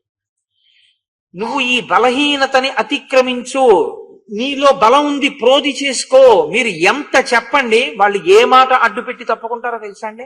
నా స్వభావం అంట. తప్ప కాదు, నేను దీని నుంచి విముక్తుడవుతాను, నేను ఇక ఈ పని చేయను అని మీరు సంకల్పం చేస్తే గట్టిగా మీరు బయటికి రాగలరు. కానీ వాడు ఏం చెప్తాడంటే ఇదే నా స్వభావం అంటాడు. ఇది నా స్వభావం ఏంటి? అలా ఉండదు ప్రపంచంలో. స్వభావం అన్న మాట మీరు మార్చుకోగలరు. అందుకే ఈశ్వరుడు మీకు బుద్ధినిచ్చాడు. మిగిలిన ప్రాణుల కన్నా మనుష్యునికున్న గొప్పతనం ఏంటి? బుద్ధి ఉండడమే. ఆ బుద్ధితోనే జయించగలగాలి. ఎలా జయిస్తారు అంటే భగవద్గీత అందుకే వచ్చింది. మీరు జయించడానికి మార్గాలు చెప్పింది గీత. మీరు ఒక ప్రత్యేకమైనటువంటి సమయంలో ఈశ్వరుణ్ణి ఉపాసన చేద్దామంటే చేయలేకపోతున్నారు, ధర్మాన్ని చేయలేకపోతున్నారు, మీరు పుణ్యాన్ని మూట కట్టుకోలేకపోతున్నారు. అప్పుడు ఈశ్వరుడు ఏం చెప్పాడంటే ఎక్కడ మొదలెడతావో తెలుసా? నీ మనసు నా దగ్గర పెట్టు. మయ్యేవ మన ఆధత్సామగి బుద్ధి నివేశయ. నీ మనసు నా దగ్గర పెట్టి, నీ బుద్ధి నా దగ్గర పెట్టు. అలా కుదిరితే ఇంకేం స్వామి, ఉండట్లేదు నా మనసు నీ దగ్గర. అప్పుడు ఏం చేస్తావో తెలుసా? దీన్ని పట్టుకొచ్చి నా దగ్గర పెట్టు. నీ మనసు ఉంచకపోని దీన్ని పట్టుకొచ్చి పెట్టు. సాయంకాలం వేళ అయ్యేటప్పటికి ఏదో దురలవాటు మీదకి ఎడుతోంది మనసు. దీన్ని పట్టుకొచ్చి రోజు శివాలయానికి ఎడతాను అని ఒక నిర్ణయం చేసుకుని 6 నుంచి 7 శివాలయంలో కూర్చుంటాను అని తీసుకెళ్లి దీన్ని అక్కడ మారేశారనుకోండి మీరు. ఇది ఏం చేస్తుందో తెలుసా అండి? దీనికి ఉన్న బలము బలహీనత అదే. పావుతకు వారు గుర్తు చేస్తుంది, గుళ్ళోకి వెళ్ళాలి కదా అంటే అప్పుడు మీరు అన్నారనుకోండి ప్రమాదం వస్తుంది. అవును వెళ్ళాలి అంటున్నారు అనుకోండి, కొన్నాళ్ళకి ఏమవుతుందో తెలుసా అండి, మీకు 6 గంటలకి గుళ్ళోకి వెళ్ళి కూర్చోవడంలో సంతోషంగా, చాలా సంతోషంగా ఉంటుంది. అది మొదట్లో విముఖంగా ఉంటుంది, కానీ తర్వాత ఏం చేస్తుందంటే అలవాటు పడిపోతుంది. మీరు ఎటు తిరిగి ఏంటంటే తగినంత కారణం లేకుండా దాన్ని ఎగ్గొట్టేసే ప్రయత్నం మీరు చేయకూడదు. ఏదో ఒక కారణాన్ని మీరు చూపించి దాన్ని మానేయడానికి మీరు అనుమతించడం, అవకాశం ఇచ్చారనుకోని మానేస్తుంది. ఏముంది కారణం మానేయడానికి? ఏమైనా ఉందా బలమైన కారణం? లేదు బలమైన కారణం. అయితే నువ్వు చేయవలసిందే అని మీరు అన్నారనుకోండి, అది మీ మాట వింటుంది. కాబట్టి శరీరాన్ని తీసుకెళ్లడంతో మొదలుపెట్టి మెల్లిగా మనసుని స్వాధీనం చేసుకోమని చెప్తుంది శాస్త్రం. మనకి గీతాచార్యుడు అదే చెప్తాడు. ఈయనంటాడు, ద్విధా భజ్యేయమప్యేయం ననమేయం తు కస్యచిత్. నా శరీరం 2 ముక్కలైపోని, నా శిరస్సు నా తల నుంచి వేరైపోని, ఏషమే సహజో దోష, ఈ శరీరంలో ఒక గుణం ఉంది, స్వభావోదరతిక్రమ, నా స్వభావాన్ని నేను అతిక్రమించలేను. ఏమిటో తెలుసా? ఈ పుర్రెలో ఏది పుట్టిందో అదే చేస్తుంది కిందది. ఈ కిందదుంది చూశారు, ఇది ఈ పైనున్నది ఏం చెప్పిందో అదే చేస్తుంది. చేతులు మంచివే, ఎవరి చేతులు చెడ్డవు. అయ్యా మీ చేత్తో కొంచెం ఓ పండిద్దురు కాయిద్దురు అంటారే, ఆయన చేత్తో పండిస్తే కాయిస్తే గొప్పది ఎందుకు అయింది? ఆయన చెయ్యి ఈశ్వరుణ్ణి ఆరాధించింది, మీ చెయ్యి ఎందుకు ఆరాధించట్లా? మీ మనసు చెప్పిన మాటని మీ మనసు ఆరాధించమని మీ చేతికి చెప్పలేకపోతోంది. అయ్యా మీ చేత్తో పండివ్వండి అన్న వాళ్ళు మీ చెయ్యి కూడా అలా అయ్యేటట్టు ఎందుకు చేసుకోలేకపోతున్నారు? ఆ చెయ్యి గొప్పదని గుర్తిస్తే, ఆ చెయ్యి ఎందుకు గొప్పదైందో గుర్తిస్తే మీ చేతిని కూడా గొప్పతనాన్ని సిద్ధింపజేయగలిగిన శక్తి మీ యందు ఉంది. సిద్ధింప చేసుకోలేకపోవడం మనసు యొక్క బలహీనతని అతిక్రమించలేకపోవడం, దాటలేకపోవడం కదండి. దాటగలిగితే మీరు అదే అవుతారు, ఆ వస్తువే అవుతారు. లేకపోతే గురు పరంపర అన్నది ఎలా ఉంటుందండి? శంకరాచార్యుల వారితోనే అయిపోవాలి గురు పరంపర. అలా ఉండకుండా ప్రవహిస్తోందంటే ఆ చెయ్యి ఎంత శక్తివంతమో అటువంటి చేతితో ఇంకొకడు కూడా ఆ పదవిలోకి వస్తూనే ఉన్నాడు, ఆ కుర్చీలోకి. అంటే అటువంటి శక్తి ఉన్నవాళ్ళు ఉన్నారా లేదా లోకంలో? ఉన్నారు. మరి నీకెందుకు రావట్లేదు ఆ శక్తి? నువ్వెందుకు ఇంకోటి చూసి కొంతమంది అయినా చేయలేకపోతున్నావు? అంటే అలా ఆదర్శంగా తీసుకోవడానికి కావలసినటువంటి అధ్యవసాయమును నీ మనసుకి కల్పించడంలో నువ్వు విఫలమైపోతున్నావు. మనసు బలహీనతకే నువ్వు లొంగుతున్నావు. దీనికి అడ్డేమని చెప్పి తప్పుకుంటారో తెలుసా అండి? ఇది దీని నుంచి వేరైనా నా స్వభావం అంతే, నన్ను చంపేయండి, నన్ను నరికేయండి, నేను అంతేనండి, నేను మారనంటాడు ఒకడు. అంటే రావణ బుద్ధి ప్రవేశించింది అని గుర్తు. ఇదే మాట మాల్యవంతుడితో అన్నాడు. నన్ను చంపేయి, నన్ను నరికేయి, నన్ను 2 చెయ్యి. అంటే ఈ శరీరాన్ని 2గా చెయ్యి. ఇక్కడికి కోసేస్తావో ఇక్కడికి కోసేస్తావో నీ ఇష్టం. ఎక్కడికి కోసేసినా 2 అయిపోతుంది, అంటే చచ్చిపోతాను కానీ నా బుద్ధి మారదు. ఇంతే. ఏమిటో తెలుసా? స్వభావో దురతిక్రమ, నా స్వభావం నేను మార్చుకోలేనన్నాడు అంతే. ఈ మాట ఎక్కడైనా మీకు వినపడింది అనుకోండి, ఎవరొచ్చి చెప్పినా నేనన్నదే చేస్తాను తప్ప నేను ఇంకోళ్ళు చెప్పింది వినను అన్నాడు అనుకోండి, ప్రమాదపు టంచులలో నిలబడ్డాడు అని గుర్తు. కాబట్టి ఆ మాట నోటి వెంట రాకూడదు. ఇది తావత్ సముద్రేతు సేతుర్బద్ధో యదృచ్ఛయ రామేణ విస్వయ కోత్ర ఏనతే భయమాగతం. ఏమిటి మీ అందరూ వచ్చి రాముడు వచ్చేసాడు, వానరులు వచ్చేసారు, సేతువు కట్టేశారు, సేతువు దాటేశారంటారేమిటి? సేతువు కట్టేయడం పెద్ద కష్టమా? సముద్రం ఏమిటి? ఓ పిల్ల కాలువలో తీసుకొచ్చి ఇంత మట్టి పోస్తే సేతువు వస్తుంది. సేతువు కట్టేశాడు, సముద్రం ఏమన్నంత గొప్పదా అన్నాడు. ఇంకెవరు చెప్తారండి? ప్రారంభంలో ఏమన్నాడు? సముద్రానికి సేతువు కట్టాడంటే మాటలు కాదండి. ఇప్పుడు ఏమంటున్నాడు? అది పిల్ల కాలువ, దానికి సేతువు కడితే ఆశ్చర్యం ఏమిటి మీకు? దానికి అంత భయం ఏమిటి? నేను ఇంద్రుణ్ణి జయించాను, నేను యక్షుల్ని జయించాను, కిన్నెరుల్ని జయించాను, కింపురుషుల్ని జయించాను, రాముడు మానవుడు, నాకు పెద్ద లెక్క, నేను చంపేస్తాను. యుద్ధకాండగా వినడం ఒక ఎత్తు, యుద్ధకాండలోంచి మనలో మార్చుకోవలసిన విషయాలను వినడం ఒక ఎత్తు. కాబట్టి ఇప్పుడు మాల్యవంతుడు అన్నాడు, ఆశీర్వచనం చేశాడు. అంటే పెద్దలైన వారు ఏం చేయగలరు? బాగుండాలని మీరు కోరుకుంటున్నారు, ఆయనేమో బాగుండడానికి సిద్ధంగా లేడు. కాబట్టి మీరు కోప్పడి శాపవాక్కు విడిచిపెట్టారనుకోండి, ఇంకా తొందరగా పాడైపోతారు. మీరు ఎందుకు వచ్చారు? బాగు చేయడానికి వచ్చారు. ఇప్పుడు బాగుపడే దృష్టి వీడికి కలుగుగాక అనో ప్రార్థన చేసి వెళ్ళాలిగా. అప్పుడు మీ పెద్దరికం నిలబడిందని గుర్తు. మీరు కోపానికే వశులైపోయారు అనుకోండి, అప్పుడు మీ పెద్దరికం ఏమైనట్టు, అది కలిపోయినట్టే కదా. అలా ఉండకూడదు కదా. కాబట్టి మాల్యవంతుడు అన్నాడు, జయాశిషాచరాజానాం వర్ధయిత్వా యథోచితం మాల్యవాన్ అభ్యనుజ్ఞాతో జగామస్వం నివేశనం. నాయన నీకు జయము కలుగుగాక అని ఆశీర్వదించి, నేను బయలుదేరనా అని అడిగి ఆ భవనాన్ని విడిచిపెట్టి తన ఇంటికి వెళ్ళిపోయాడు. అంటే ఇప్పుడు ఆయన ఏమైనా బాధపడతాడా? వినలేదని ఆయన బాధపడ్డాడు అనుకోండి, ఆయన కూడా జారిపోయినట్టు. తన కర్తవ్యం తాను నిర్వహించాడు. నేను చెయ్యవలసిన విషయం నేను చేశాను, నేను చెప్పగలిగింది చెప్పాను. వినకపోతే వాడి కర్మ, నేనేం చేస్తాను? నేను దగ్గరుండి చేయిస్తానా? One can take a horse to your pond but you can't make it drink. మీరు గుర్రాన్ని నీటి దగ్గరికి తీసుకెళ్లగలరేమో కానీ నీరు తాగించగలరా? తాగించలేరు. అందుకే కదండి మహాసత్పురుషుడైనటువంటి వాడి కడుపున ఒక్కొక్కసారి దుర్మార్గుడు పుడుతుంటాడు. కారణం ఏంటంటే ఎదురుగుండా తండ్రి ఉంటే తానెలా దుర్మార్గుడు కాగలిగాడు గుణనిధి కథలో? అంటే తన మనసుని తాను నిగ్రహించలేకపోయాడు, కాబట్టి పాడైపోతాడు అంతే. కాబట్టి ఇప్పుడు మాల్యవంతుడు వెళ్ళిపోయాడు. వెళ్ళిపోయిన తరువాత రామచంద్రమూర్తి సైన్యాన్నంతటినీ తీసుకుని ఒక్కసారి అసలు ఆ అంతఃపురం, ఆ లంకాపట్టణం, దాని వైభవం చూడాలి అనుకున్నారు. లంకలో ఉన్న విచిత్రం ఏమిటంటే దక్షిణ తీరంలో దీని గురించి విశ్వకర్మ చెప్తారు. ఎక్కడ చెప్పారంటే ఉత్తరాఖండలో చెప్పారు. ఇక్కడ చెప్పలేదు కానీ ఉత్తరాఖండలో ఉంది ఆ విషయం. 100 యోజనముల సముద్రాన్ని దక్షిణ తీరంలో దాటి విడితే 2 మహాద్భుతమైనటువంటి పర్వతాలు ఉన్నాయి. ఒకటి సువేలము, ఒకటి త్రికూటము. ఈ 2 పర్వతాల్లోనూ త్రికూటం మీద లంక ఉంటుంది, సువేలం మీదకి రాముడు ఎక్కుతాడు. సువేల పర్వతం మీదకి రాముడు వానర సైన్యంతో కలిసి ఆ పర్వత శిఖరం పైకి వెళ్ళాడు. అక్కడి నుంచి లంకాపట్టణంలోకి ఆ ఉన్నటువంటి నగరాన్నంతటినీ చూద్దాము అని. కాబట్టి ఇప్పుడు ఆయన సువేల పర్వతం మీదకి ఎక్కేటప్పటికి చీకటి పడింది. అక్కడే అందరూ ఆ రాత్రి విశ్రాంతి తీసుకున్నాడు. మరునాడు ఉదయం ఆ పర్వత శిఖరం నుంచి లంకాపట్టణంలోకి చూశారు.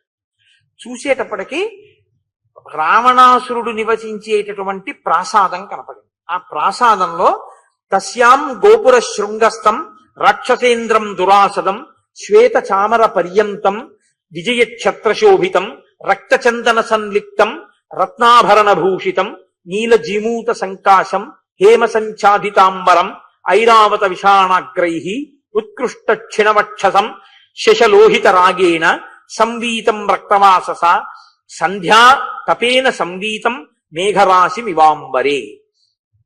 వెంటనే అలా చూసేసరికి తెల్లటి గొడుగు కింద అమూల్యమైనటువంటి పట్టుబట్ట కట్టుకుని నల్లటి మబ్బు కిందకి దిగితే ఎలా ఉంటుందో అటువంటి స్వరూపంతో చిత్ర విచిత్రమైనటువంటి బంగారు ఆభరణములను ధరించినటువంటి వాడై గుండెల మీద ఐరావతం తన కొమ్ములతో కుమ్మి, తన యొక్క దంతములతో కుమ్మితే ఏర్పడినటువంటి గాయములతో కూడినటువంటి వాడై చెవుల పిల్లి రక్తం ఎలా ఉంటుందో అటువంటి ఎరుపుతనంతో కూడిన ఎర్రచందనాన్ని ఒళ్ళంతా అలదుకున్నవాడై చాలా విలాసంగా ఒక ఆసనం మీద మేడ మీద కూర్చున్నటువంటి రావణాసురుడు కనపడ్డాడు. కనపడగానే ఎవరికి ఎక్కువ కోపం రావాలి? రామచంద్రమూర్తికి రావాలి. కానీ రాముడు నిగ్రహించుకున్నాడు. ఇది జితక్రోధ, ఎక్కడ అవసరమో అక్కడ బయట పెడతాడు. కానీ సుగ్రీవుడు తప్పు అని మీరు చెప్పడం చాలా కష్టం. ఎందుకో తెలుసా అండి? తొందరపడి తప్పని చెప్పేయడం చాలా తేలిక. అపారమైనటువంటి ప్రేమ ఉన్నవాడు తట్టుకోలేకపోయాడు సుగ్రీవుడు. వెంటనే ఒక్క దూకు దూకి ఎగిరి రావణాసుడి యొక్క అంతఃపురంలో పడ్డాడు. పడి ఆ కూర్చున్నటువంటి ఆ రావణుని యొక్క కిరీటాన్ని పట్టుకుని లాగేశాడు. లాగేసి ఒక్కసారి దాన్ని తీసి నేలకేసి కొట్టాడు. ఆ కిరీటం లేకుండా నిలబడిపోయినటువంటి రావణుడు వచ్చినవాడు సుగ్రీవుడు అని గుర్తించాడు. లోకనాథస్య రామస్య సఖాదాసోస్మి రాక్షస నమయా మోక్షసేద్యత్వం పార్థివేంద్రస్య తేజస ఇత్యుక్త్వా సహసోత్పత్య పుప్లువేతస్య చోపరి అకృష్యమకుటం చిత్రం పాతయిత్వా పతద్ధువి సుగ్రీవత్వం పరోక్షం మే హీనగ్రీవో భవిష్యసి అంటాడు రావణాసురుడు. ఆ కిరీటం తీసి నేలకేసి కొట్టి ఒక్కసారి రావణాసురుడిని పట్టుకుని ఒక్క కుదుపు కుదిపి కిందకి తోసేశాడు. ఆయన నేల మీద పడిపోయాడు. పడిపోయినటువంటి రావణుడి దగ్గరికి వెళ్ళి లోకనాథస్య రామస్య, లోకనాథుడైనటువంటి రామచంద్రమూర్తి యొక్క సఖుణ్ణి నేను, నా పేరు సుగ్రీవుడు, నేను నిన్ను నిర్జించడానికి వచ్చానని ఆయనతో కలియబడ్డాడు. రావణుడు అన్నాడు, నా కంట పడలేదు కాబట్టి సుగ్రీవుడివి, ఇక నా కంట పడ్డావు కాబట్టి నువ్వు గ్రీవము లేనివాడి అవుతావు, అంటే కంఠం లేనివాడి అవుతావని ఇద్దరూ కలియబడ్డారు. చాలా విశేషమైనటువంటి మల్ల యుద్ధం జరుగుతోంది. ఇద్దరూ యుద్ధం చేస్తున్న సమయంలో రావణాసురుడు అకస్మాత్తుగా తన మాయాబలాన్ని పైకి తీశాడు. ఇది చమత్కారంగా ఉంటుంది. కాబట్టి ఇప్పుడు సుగ్రీవుడు గమనించాడు, ఓహో మాయాయుద్ధాన్ని ప్రారంభం చేశాడు. మాయాయుద్ధం ఎప్పుడూ టక్కరితనంగా ఉంటుంది. ధర్మయుద్ధం మాయాయుద్ధం ముందు నిలబడగలదా అంటే చిట్ట చివరికి నిలబడుతుందని చెప్పాలి. ఎందుకంటే అలా చెప్పకపోతే ధర్మం అన్న మాటకు అర్థం ఉండదు. కానీ తాత్కాలికంగా మాత్రం మాయాయుద్ధాన్ని జయించడం అంత తేలికైన విషయం ఏం కాదు. కాబట్టి ఒక్క క్షణంలో మాయాయుద్ధం చేయడానికి సిద్ధపడుతున్నాడని గ్రహించిన సుగ్రీవుడు రావణాసురుడి అంతఃపురం నుంచి ఒక్క దూకు దూకి మళ్ళీ రామచంద్రమూర్తి ఉన్న చోటుకొచ్చి సువేల పర్వత శిఖరం మీద నిలబడ్డారు. వెంటనే రాముడు అన్నాడు సుగ్రీవుడితో, అదతస్మిన్ నిమిత్తాని దృష్ట్వా లక్ష్మణ పూర్వజ సుగ్రీవం సంపరిష్వజ్య తదా వచనమబ్రవీత్ అసమ్మంత్ర్య మహాసార్థం తడిదం సాహసంకృతం ఏవం సాహసకర్మాణి నకుర్వంతి జనేశ్వరాః సంశయే స్థాప్య మాం చేదం బలం చ స విభీషణం కష్టం కృతమిదం వీర సాహసం సాహసప్రియ ఇదానీం మా క్రుధా వీర ఏవం విధమచింతితం త్వయి కించిత్ సమాపన్నే కిం కార్యం సీతయా మమ భరతేన మహాబాహో లక్ష్మణేన మవీయస శత్రుఘ్నేన చ శత్రుఘ్న స్వశరీరేణ వా పునః త్వయి ఆగతే పూర్వం ఇతి మే నిశ్చితామతిః జానతశ్చాపి తే వీర్యం మహేంద్ర వరుణోపమ హత్వాహం రావణం యుద్ధే సుషత్ర బలవాహనం అభిషిచ్య చ లంకాయాం విభీషణ మధాపి చ భరతే రాజ్యమావేశ్య త్యక్షే దేహం మహాబల. ఓ సుగ్రీవా, నువ్వు అకస్మాత్తుగా ఇటువంటి సాహసోపేతమైన పనులు చేస్తుంటావు. ఉన్నవాడివి ఉన్నట్టు అకస్మాత్తుగా వెళ్లి రావణాసురుడి మీద పడి యుద్ధం మొదలుపెట్టావు కదా. యుద్ధం అన్న తర్వాత జయాపజయములు ఎటు వస్తాయో తెలియదు కదా. ఒకవేళ జరగరానిది ఏదైనా జరిగితే అప్పుడు నాకు అసలు సీతమ్మ లభించినా ఏమిటి ఉపయోగం? లక్ష్మణుడే నా పక్కన ఉన్నా ఏమిటి ఉపయోగం? నన్ను నమ్మిన ప్రాణమిత్రుడు నా కొరకు ఉపకారం చేద్దామని వచ్చిన వాడు జరగరానిది జరిగి శరీరాన్ని విడిచిపెడితే నేను ఉండగలనా? నేనేమనుకున్నానో తెలుసా? నువ్వు వెళ్ళిన తర్వాత సుగ్రీవుడు తిరిగి రాకపోతే ఈ క్షణంలోనే రావణాసురుణ్ణి సంహరించిన తరువాత విభీషణుడికి పట్టాభిషేకం చేసి నేను కూడా నా శరీరాన్ని విడిచిపెట్టేద్దాం అనుకున్నాను. ఇక తిరిగి వెళ్లే ఉద్దేశ్యం కూడా నాకు లేదు. నేను నీతో పాటు స్వర్గలోకానికి రావాలి అని అనుకున్నాను. కాబట్టి ఇంకెప్పుడూ నువ్వు ఇటువంటి దూకుడుతో కూడిన చేష్టితములు చేయవద్దు, సాహసములు చేయవద్దు. అంటే రామచంద్రమూర్తి యొక్క ప్రియత్వం అంటే ఆయన ప్రేమ అలా ఉంటుంది.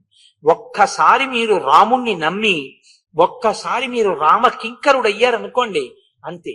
ఇక రామచంద్రమూర్తి మీతో అంత స్నేహంగా అంత ప్రీతిగా ఆయన ఉంటారు. ఆయన ఉంటారు అనడానికి లోకంలో ఎన్ని ఉదాహరణలున్నాయో, ఎంతమందిని ఎన్ని రకాలుగా రామచంద్రమూర్తి కాపాడారో, ఎంతమందిని ఎన్ని రకాలుగా రక్షించారో మహానుభావుడు.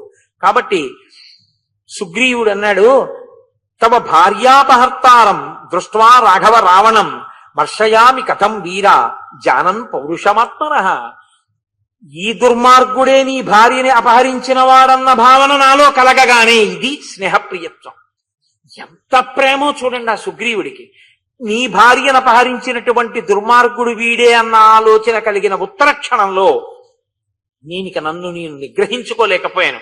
అందుకని ఒక్కసారి ఎగిరి అక్కడికి వెళ్ళి రావణాసురుడితో యుద్ధం చేశాను తప్ప దీని వలన వచ్చినటువంటి ఇబ్బంది లేదు. కాబట్టి నువ్వు ఆశ్వాసమును, మనశ్శాంతిని పొందవలసినది అన్నారు. తర్వాత యుద్ధానికి సిద్ధమయ్యారు. ఏ ద్వారం దగ్గర ఎవరు నిలబడాలో చెప్పారు. చెబుతూ ప్రధానంగా మన సైన్యానికి ఉండవలసినటువంటి లక్షణం ఒక్కటే, జరిగేటటువంటి యుద్ధం వానరులకు నరులకు రాక్షసులకు జరుగుతోంది. రాక్షసులు కామరూపులు, కామరూపులు రాత్రి యుద్ధం చేస్తారు. కాబట్టి ఇప్పుడు ఎవరు ఎవరు అన్నది మనకి తెలియదు. వచ్చిన పెద్ద సమస్య ఏమిటంటే మన వేషాలు వాళ్ళు కడతారు. మీకు కామరూపాలు తెలుసు. కాబట్టి మీరు కామరూపాలు పొందితే నేను బాణప్రయోగం చేసేటప్పుడు ఎవరు వానరుడో ఎవడు రాక్షసుడో తెలియదు. కాబట్టి ఒక్క వానరుడు నా చేత నలిగిపోయినా నేను ఈ యుద్ధానికి రావడం వల్ల ప్రయోజనం ఉండదు. కాబట్టి మీరు మాత్రం కామరూపములను తీసుకొనరాదు. వానరులందరూ వానరులుగానే ఉండాలి. ఒక్క 7 మాత్రమే మనుష్య రూపంలో తిరగాలి ఈ యుద్ధ భూమిలో. 1 నేను, 2 లక్ష్మణమూర్తి, 3 విభీషణుడు, 4 విభీషణుడి యొక్క సచివులు. ఈ 7 మాత్రం మనుష్య రూపాలతో తిరుగుతారు. మిగిలిన వాళ్ళందరూ వానర రూపాలతోనే ఉండాలి. అప్పుడు నాకు బండ గుర్తు ఏమిటంటే 7 మనుష్యులు, మిగిలిన వానరములు నా వాళ్ళు. కనబడ్డ రాక్షసులందరూ రాక్షసులే. లేకపోతే అయోమయావస్థ వస్తుంది. మీరు అప్పుడప్పుడు రాక్షసులుగా మారడం మొదలు పెడితే, ఇప్పుడు ఎలా సాహసం చేశారో అలా కామరూపాలు పొందితే, నేను కూడా తొందరపడి రాక్షసుడే అనుకుని బాణం వేసేస్తే నా వారిని నేను చంపుకోవడం అవుతుంది. ఇదే మనకి కొండ గుర్తు. 7 మనుష్య రూపంలో ఉంటారు, మిగిలిన వాళ్ళు వానర రూపంలో ఉంటారు. అంటే మీరు ఒకటి గమనించాలి, తన కార్యం నడిచిపోవడం రాముడికి ప్రధానం కాదు. తనని నమ్మి వచ్చిన వాళ్ళని ఎంత జాగ్రత్తగా రక్షించాలన్న దాని మీద రాముడి యొక్క లక్ష్యం ఉంటుంది. రావణుడైతే తను కోరుకున్న కోరిక తీరితే చాలు, దానికోసం ఎంతమంది నిహతులైపోయినా ఆయనకి పట్టింపు ఉండదు. ఇది ఇద్దరికీ తేడా. కాబట్టి ఎవరిని పట్టుకుంటే బతుకుతారు, ఎవరిని పట్టుకుంటే మడిసిపోతారు. రాముణ్ణి పట్టుకున్నవాడు ఎప్పటికీ బతుకుతాడు, రావణుణ్ణి పట్టుకున్నవాడు ఎప్పుడైనా మడిసిపోతాడు. ఇది తీర్పు. కాబట్టి యుద్ధానికి వ్యూహాన్నంతటినీ రచించారు.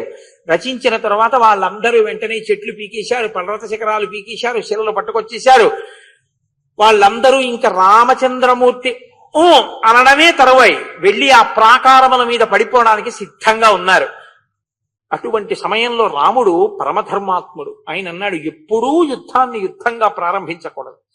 ఒక్క మంచి మాట మనం చెప్పవలసి ఉంటుంది. అప్పుడు కూడా వినకపోతే ఇక చంపడం వినా మార్గం లేదు. ఇది ఆయన ధర్మం అంటే.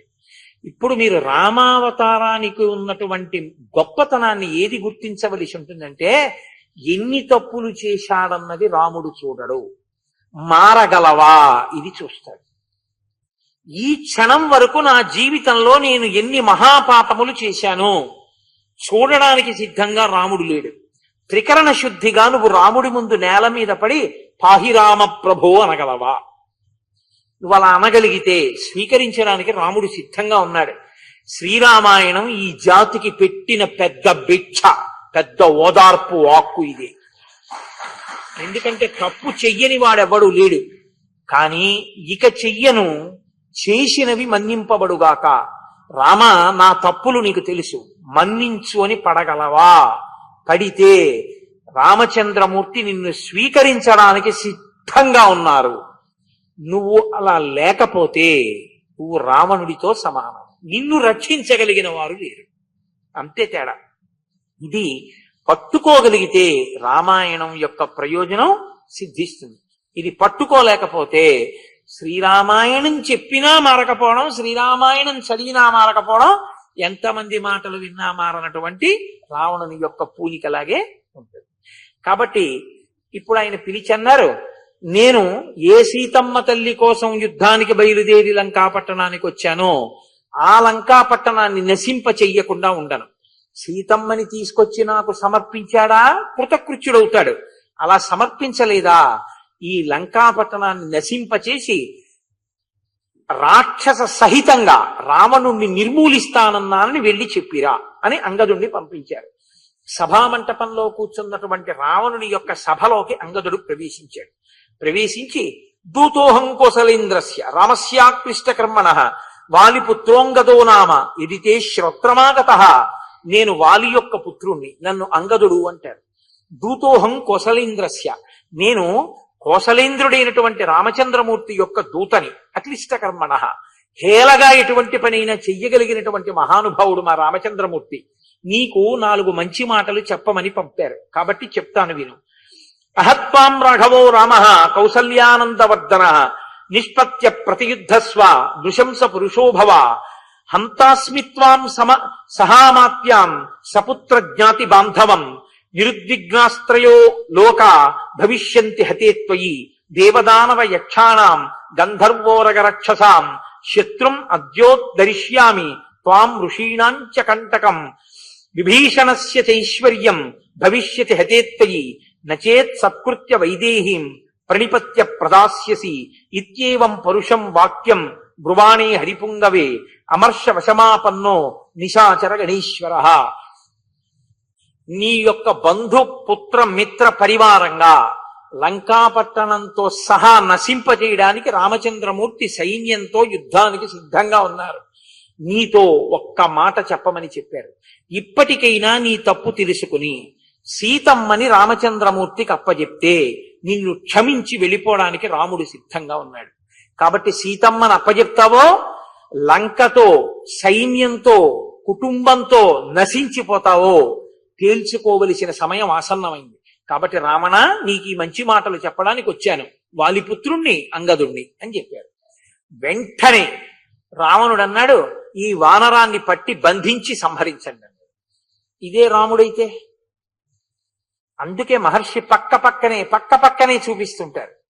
ఇదే రామచంద్రమూర్తి అయితే నిజంగా దొరికినా కూడా నీ దగ్గర అస్త్రం లేదు శస్త్రం లేదు, నిన్ను నేను చంపను, వెళ్ళిపోమంటాడు.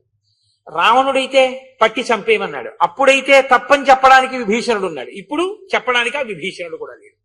మంచి చెప్పే వాళ్ళని కూడా దూరం చేసుకుంటున్నాడు. జీవితంలో అన్నిటికన్నా గొప్ప లక్షణం ఏంటో తెలుసా అండి? మీకు వినడానికి కొంచెం కష్టంగా అనిపించినా వీడేమిట్రా చెవులో ఇలా ఉడకట్టుకుని పూరేస్తాడు అస్తమానం, తప్పు తప్పు తప్పు తప్పు అంటాడు అని చెప్పి మీరు దూరం ఎప్పుడూ అవ్వకూడదు. సత్పురుషులకు ప్రయత్నపూర్వకంగా మీరు దగ్గరగానే ఉండాలి. మీకు మంచి బోధ చెయ్యాలి అనుకున్నవాడు మంచినే బోధ చేస్తాడు కదండి. అది కష్టంగా ఉండొచ్చు, కానీ మీరు వారినే బాగా పట్టుకోవాలి. ఎందుకో తెలుసా?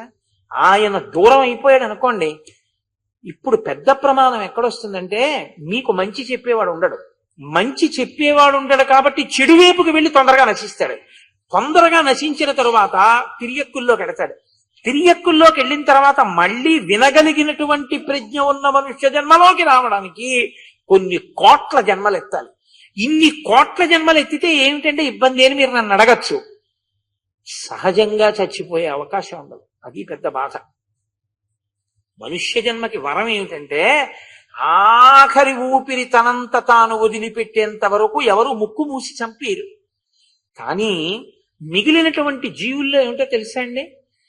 ఎంత కండపట్టింది అన్నంత వరకే పోషిస్తారు.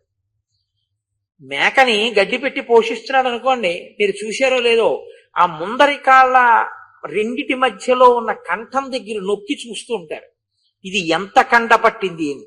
ఎంత బరువు ఉంటుంది ఈ మేక అన్నదాన్ని బట్టి ధర పలుకుతుంది. ఒక గొర్రెైనా అంతే, ఉన్నిని బట్టి మాంసాన్ని బట్టి పలుకుతుంది. ఒక కోడి ఎంత మాంసం పట్టింది అన్నది చూస్తారు. ఆ ప్రాణులు తమంత తాము మరణించలేవు. వాటిని ఉచ్చు వీసి పట్టి చంపేస్తారు, బాణం వేసి కొట్టి చంపేస్తారు, కత్తి పెట్టి కంఠం కోసి చంపేస్తారు. కొన్ని ప్రాణులనైతే కోసి చంపడం కుదరదని పట్టి కాళ్ళు, 4 కాళ్ళు, వెనక 2 కాళ్ళు, ముందు 2 కాళ్ళు కట్టేసి ఆ ప్రాణి ఇలా తిరగేసి కడుపు మీద రోకళ్లతో కొడతారు. కొడుతుంటే అది అరుస్తుంటే ఇంతంత పైకి లావును ఉబ్బుతుంటుంది కడుపు. ఉబ్బి చచ్చిపోతుంది. నేను ఏ ప్రాణి గురించి చెప్తున్నానో మీకు తెలుసు. నేను నా నోటితో అనడం ఎందుకు అని ఆ బాధతో కూడిన ప్రాణి గురించి అనకూడదని నేను అంటలేదు. ఉచ్చు వేసి పట్టి కొట్టి చంపి దాని తోలు తీయడం కష్టమని దాన్ని అలాగే 2 స్తంభాలు కట్టి వేలాడ వేసి కింద నుంచి అగ్నిహోత్రం పెట్టి కాల్చేస్తే ఏ రూపంతో ఉందో ఆ రూపంలోనే ఉడికిపోయాక అప్పుడు కోసి మాంసపు ముక్కలు తీసి అమ్ముతాడు. ఎంత దుర్భరమైన చావు చచ్చిపోతుందో మీరు చూడండి. అలా కోట్ల జన్మలు ఎత్తాలి. ఎందుకు తెచ్చుకుంటావు ఆ ప్రారంభం? మిగిలిన వాళ్ళు డబ్బిస్తారేమో, మిగిలిన వాళ్ళు ఏదో సుఖాన్ని ఇస్తారేమో, కానీ నువ్వు ఇలా చచ్చిపోకుండా చేయగలిగినటువంటి పుణ్యాన్ని నీకు కట్టబెట్టగలిగిన వాడు ఒక్కడే ఉన్నాడు, సత్పురుషుడు. ఆయన తాను ధర్మమునందు నిలబడి నిన్ను ధర్మమునందు లాగడానికి ప్రయత్నిస్తాడు. నువ్వు ఆ ఒక్క బంధనంగాని వదిలేసుకున్నావో చాలా ఇబ్బందుల్లోకి వెళ్ళిపోతావు. అందుకే కష్టంగా ఉన్నా అంటి పెట్టుకుని ఉండి తీరాలి సత్పురుషుడితోటి. ఆ ఉండను అన్న మాట చాలా ప్రమాదకరం. అందుకే శృణ్వంతపహ, విను విను బాగా విను బాగా విను అంటారు. ఎందుకో తెలుసా అండి? అది అనుభవించేటప్పుడు తెలుస్తుంది ఆ బాధ ఏమిటో. చాలా కష్టంగా ఉంటుంది. అందుకని పొందవద్దు, చాలా ఇబ్బంది పడిపోతావు. అటువంటి బాధలు పడకుండా ఉండాలంటే హాయిగా కనీసంలో కనీసం నీ ఎంత నువ్వు ఊపిరి వదిలిపెట్టగలిగినటువంటి ఏకైక జన్మ మనుష్య జన్మ. ఈశ్వరుడు ఇన్ని వరాలిచ్చినటువంటి జన్మ మనుష్య జన్మ. ఆయన ఏమి మనల్ని అనుభవించద్దన్నాడు? ఆయన అన్ని అనుభవించమనే చెప్పాడు. అందుకేగా ఆయన ఇన్ని భోగాలు సృష్టించాడు. ఆయన బెల్లం ముక్క దేనికి సృష్టించాడు? మనం తినమనే సృష్టించాడు. ఆయన పంచదార ఎందుకు సృష్టించాడు? మనని తినమనే సృష్టించాడు. ఆయన చెరుకు కర్ర ఎందుకు సృష్టించాడు? మనని తినమనే సృష్టించాడు. అదే భూమిలో ఇక్కడ చెరుకు కర్ర సృష్టించిన వాడు ఆ పక్కనే వేస్తే గంజాయి మొక్కని మత్తిచ్చేదాన్ని సృష్టించాడు. ఆ పక్కనే చేదు రసంతో ఉన్న కుంకుడుకాయని ఆయనే పోషించాడు. ఒక్క భూమిలోంచి ఇన్ని వస్తున్నాయి. ఇవన్నీ అంటే గంజాయి మొక్కని అనుభవించమని నా ఉద్దేశ్యం కాదు. ఈశ్వరుడు మిమ్మల్ని మనని అనుభవించమని ఇచ్చాడు ఇవన్నీ తప్ప ఇవన్నీ మీరు అనుభవించకండి, మీరు వీటన్నింటినీ చూసి నోరు కట్టేసుకోండి, కళ్ళు మూసేసుకోండి, చెవులు మూసేసుకోండి, ఇవేమీ అనుభవించద్దు, నన్నే తలుచుకుంటూ వేటి చూడకుండా బతకండి అని ఆయన అనలేదు. అమ్మ పాయసం వండేది తను తినడం కన్నా పిల్లల కోసం వండుతుంది. పిల్లల కోసం వండిన అమ్మ పాయసం కాస్త గ్లాసులో పోసి పిల్లాడికి ఇచ్చిందనమాట. వాడు తాగేసి అమ్మ ఇంకొంచెం పొయ్యమ్మా అన్నాడు అనుకోండి, ఇంకొంచెం పోస్తుంది. వాడు ఇంకొంచెం తాగేసి అమ్మ ఇంకా ఉందా అన్నాడు అనుకోండి, పెదవులు నాక్కుంటూ ఆ ఉన్న కాస్త పోసేస్తుంది. వాడు గబగబా తాగేసిన తర్వాత అమ్మ వంక చూసి అమ్మ నీకేది అంటాడు. నాన్న నువ్వు నీకు బాగుందా అంటుంది అమ్మ. చాలా బాగుందమ్మా అంటాడు. నువ్వు నీ కడుపు నిండితే నా కడుపు నిండిపోయింది నాన్న అంటుంది అమ్మ. అంతేగాని మరి తాగేటప్పుడు బుద్ధి నువ్వు అడిగావా నేను తిన్నానా అంటుందా అమ్మ? అనదు. నువ్వు తాగేస్తే తన కడుపు నిండిపోయిందన్న అమ్మ ఎటువంటిదో ఆయన సృష్టించిందంతా ఈ పాయసాలన్నీ ఆయన వండింది మన కోసమే. మిగిలిన ప్రాణుల కన్నా మనుష్యుణ్ణి అనుభవించమనే. అందుకే మనిషి అనుభవించండి లేదు. పెద్ద పులి చర్మం కూడా ఒలిచి తను వేసుకు కూర్చుంటాడు. పెద్ద పులి గోరు కూడా తన గుడ్డల మీద వేసుకుంటాడు. ఏనుగు దంతాలు పీకి ఇంట్లో వస్తువులు చేయించుకుంటాడు. మిగిలిన వాటికి ఇచ్చిన వైభవాలన్నీ అంతిమంగా మనిషి అనుభవిస్తున్నాడు. ఇన్ని అనుభవించేటప్పుడు ఎవడు వీటిని ఇచ్చాడో వాడిది అని చెప్పి అనుభవించు. ఆ పాటి కూడా లేకపోతే ఇక కృతజ్ఞత కదండి. అది ఎంత దొంగతనం అండి. ఇంకా ఆ ఒక్క మాట అనడానికి సంస్కారం కావాలి. ఆ సంస్కారం ఏర్పడడానికి మీరు ప్రవచనాలు వినాలి. ఆ సంస్కారం ఏర్పడడానికి రామాయణం చదువుకోవాలి. ఆ సంస్కారం లేకుండా బతికేయడానికి ఇవన్నీ వదిలేసి బతికేయచ్చు. కానీ తర్వాత వచ్చే జన్మలు పునర్జన్మ సిద్ధాంతం అంగీకరిస్తేగా బొట్టు పెట్టుకొచ్చి గుళ్ళో కూర్చున్నావు. మరి మిగిలిన జన్మల్లో ఎలా బతుకుతావు? మళ్ళీ ఎన్ని కోట్ల జన్మల తర్వాత వినే అదృష్టం నీకు కలుగుతుంది? ఇప్పుడు వినని వాడివి అప్పుడు వింటామని నమ్మకం. ఎన్ని కోట్ల జన్మలు అంత కష్టమైన చావు చావవలసి ఉంటుంది. ఇందుకు వచ్చిన ప్రారంధం. ఏవి ఈశ్వరుడు నిన్ను వద్దన్నాడు? ధార్మికంగా అనుభవించు అన్నాడు. ధార్మికంగా అనుభవించడానికి నువ్వు సిద్ధపడితే నువ్వు అదృష్టవంతుడవు. హాయిగా అనుభవించవచ్చు. ఏది అనుభవిస్తున్నా వేదం అంగీకరించిన రీతిలో చక్కగా అనుభవిస్తూ ఈశ్వరా ఇది నీ అనుగ్రహం అనొక్క మాట నిజాయితీగా అనగలిగితే. ఇప్పుడు నాకో విడిది ఇచ్చారండి ఎక్కడ ఉండమని, నేను ఆ విడిదిలో ఉన్నాను. అది చాలా బాగుందని ఆఖరి రోజున వెళ్ళిపోయే ముందు నేను ఎవరికో అద్దెకిచ్చి వెళ్ళిపోయాను అనుకోండి, ఇక మళ్ళీ ఎప్పుడైనా ఇస్తారా? నేను అందులో ఉన్నప్పుడు ప్రతిరోజు నన్ను అడుగుతుంటారు, హరిప్రసాద్ గారు అయ్యా బాగుందా, మీకు ఏమైనా ఇబ్బంది లేదు కదా, అందులో ఇంకేమైనా సౌకర్యం కావాలా అంటారు. ఎందుకంటారు? ఆయనది అది, నాకు తాత్కాలికంగా ఇచ్చారు విడిది, ఆయనది అని నేను ఆ మర్యాదతో దాన్ని అనుభవించిన నాళ్ళు సంతోషంగా ఇస్తారు. ఇది బాగుందండి నా పేరు రాసేస్తారా అన్నాను అనుకోండి, ఇక వచ్చేసారో పాకేస్తారు నేను వచ్చినప్పుడు, ఏమో ఏమంటాడో ఏది ఇస్తేనని కదా. కాబట్టి ఆయనది అంటే నువ్వు అంత సంతోషిస్తున్నావే. నాన్నగారు తీసుకొచ్చారని ఒక్క మాట అనలేకపోయిందంటాడు పిల్లల్ని. మంచి బట్టలు పట్టుకొస్తాడు, వేసి కట్టుకుని దండం పెట్టలేదనుకోండి, లేకపోతే ఓ నమస్కారం చేయలేదనుకోండి, ఏ నాన్నగారు తెచ్చారు బట్టలు అని ఒక్క మాట అనలేకపోయింది. చూసావా, ఇంత కష్టపడి పిల్లల్ని పెద్ద చేశాను, నాన్నగారండి మీ వల్ల ఇంత వృద్ధిలోకి వచ్చాను అనలేదు వాడని అంత గింజుకుంటావే. భార్య వండింది అక్కడ పెడితే అంతా తినేసి చేయగడుక్కుని ఏమండి ఎలా ఉంది అంటుంది. అన్నారు అనుకోండి, ఏ బాగుందంటే కొంపడిపోయింది ఏంటి అంటే, పలుకే బంగారామాయేనా అన్నారు. ప్రతి వాళ్ళు ఏ ఆ మాట అనలేవా అంటారు. ఏం ఇన్ని మీకు ఇచ్చిన వాడిని స్మరించకపోతే మరి వాడేమనుకోవాలి? ఊపిరి నువ్వు తీయట్లేదుగా, నిద్రపోయినప్పుడు వాడుగా తీస్తున్నాడు. భవతి ఉన్నావనడానికి వాడుగా కారణం, అందువల్ల కదా మిగిలినవన్నీ వచ్చాయి. మరి వాడిని స్మరించకపోవడం ఎంత కృతజ్ఞత. వాడిని ఒక్కదాన్ని ముందుకు పెట్టారనుకోండి, వాడిచ్చిన వైభోగం అన్నారనుకోండి, తప్పు పని చేస్తూ వాడిచ్చిందని చేయండి చూస్తాను. ఇది తప్పు పని అని తెలిసి వాడిచ్చిందని మీరు చేయగలరా? మీరు చేయలేరు. వాడిచ్చిందని చెయ్యాలంటే వాడిచ్చిందని చేసేవే మీరు చేయవలసి ఉంటుంది. అంతే, అయిపోయిన జీవితం దిద్దబడిపోయింది అంతే. కాబట్టి సత్పురుష సహవాసం అన్నది ఎన్నడూ విడిచిపెట్టకూడదు. అసలు మంచి మాట వినడానికి ఎవరు సిద్ధంగా లేడో వాడే పతనమైపోతున్నాడని గుర్తు. వాడికి వినడానికి ఖాళీ ఉండదు, వాడు వినడం. కాబట్టి ఇప్పుడు ఈ అంగదుండి పట్టి సంహరించండి అన్నాడు. ఆయన భయపడలేదు, ఆయన అలా నించున్నాడు. ఎందుకు నించున్నాడో తెలుసా అండి? నన్ను పట్టగలిగిన మనగాడు ఉన్నాడు ఏంటి ఇక్కడ, ఇది ఆయన నమ్మకం. ఏదో 10 మంది వచ్చారు, చంకల్లో చేతులు ఎట్టారు, ఆయన పట్టుకున్నారు. ఇప్పుడు ఆయన ఏం చేశాడు? వీళ్లతో సహా ఎగిరిపోయాడు. ఎగిరిపోయి ప్రాకారం మీద దిగితే ప్రాకారం బద్దలైపోయింది. ఇది ఆయన బలం. ఆయన బలం వాడికి తెలియదు. ఎప్పుడూ కోతులు కోతులు అనుకుంటూ ఉంటాడు. ఇప్పుడు ఆ చంకల్లో ఉన్న వాళ్ళని అక్కడి నుంచి కిందకి విసిరి బారేశాడు. వాళ్ళందరూ మరణించారు. ఎవరిని చంపుతానన్నాడో ఆయన చేతిలో తన కింకర్లు చచ్చిపోయారు. ఆయన ఒక్క దూకు దూకి రాముడి దగ్గరికి వెళ్ళారు. అది రావణుడి యొక్క పరిస్థితి. రామా, చెప్తే వినేవాడు కాదు, కాబట్టి మనమే కదులుదాం ఇంకా అన్నాడు. సాధించే మంచి లేదు, కాబట్టి ఇక ఆ శరీరంతో వాడిని ఉంచడం అనవసరమని ఈశ్వరుడు విడిపించాడు. ఇప్పుడు రాముడు రావణుణ్ణి సంహరించడం కారుణ్యానికి పరాకాష్ట. తన భార్య కోసం చంపాడని మీరంటారా?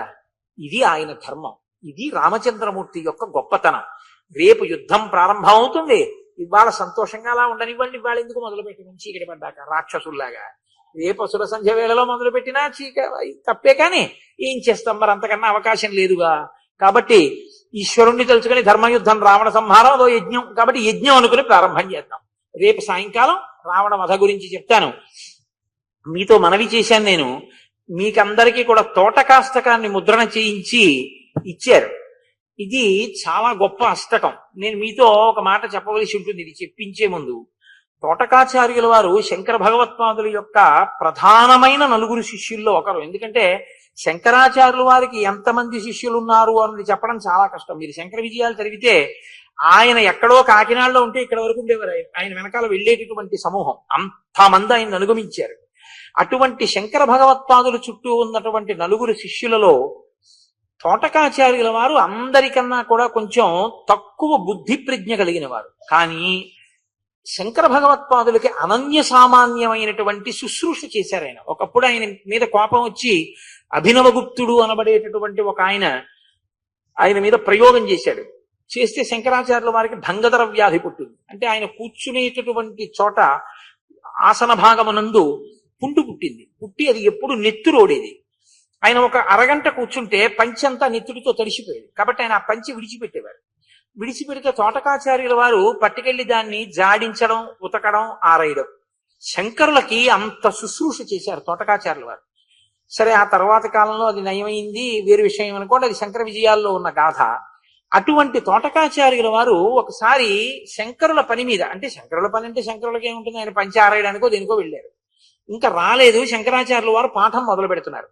పద్మపాదాచార్యుల వారిది శునిశిత ప్రజ్ఞ. తోటకాచార్యుల వారు వస్తే మాత్రం ఆయనకేం పెద్ద అర్థమైపోతుందా ఏమైనా? కాబట్టి పాఠం మొదలెడదామన్నారు. ఓహో, తోటకాచార్యుల వారంటే వీరికి ఇంత చిన్న చూపుగా ఉందని శంకరులు అనుగ్రహించారు. గురువుగారు సంకల్పం చేశారు. మహానుభావుడు శంకర భగవత్పాదులంటే అనుగ్రహించారంతే. తోటకాచార్యుల వారికి ఎక్కడ లేని ప్రజ్ఞ భాషించి ఆయన శంకర భగవత్పాదుల్ని చూసి అప్పుడు గురువు గారిని చేసినటువంటి స్తోత్రమే తోటకాష్టకం. అందుకే ఆయన పేరు మీదే వచ్చింది ఈ అష్టకం. ఇది అసలు నిజానికి యథార్థం చెప్పాలంటే ఈ తోటకాష్టకానికి వ్యాఖ్యానం చేస్తే ఇందులోకే శంకర విజయాలన్నీ వచ్చేస్తాయి. అంత గొప్ప అష్టకం. ఈ అష్టకాన్ని శంకర భగవత్పాదుల దగ్గర చదివితే గురువు గారి యొక్క అనుగ్రహం కలుగుతుంది. గురువు గారి అనుగ్రహం కలిగితే ఏమవుతుంది? ఇహము పరము 2 సిద్ధిస్తాయి.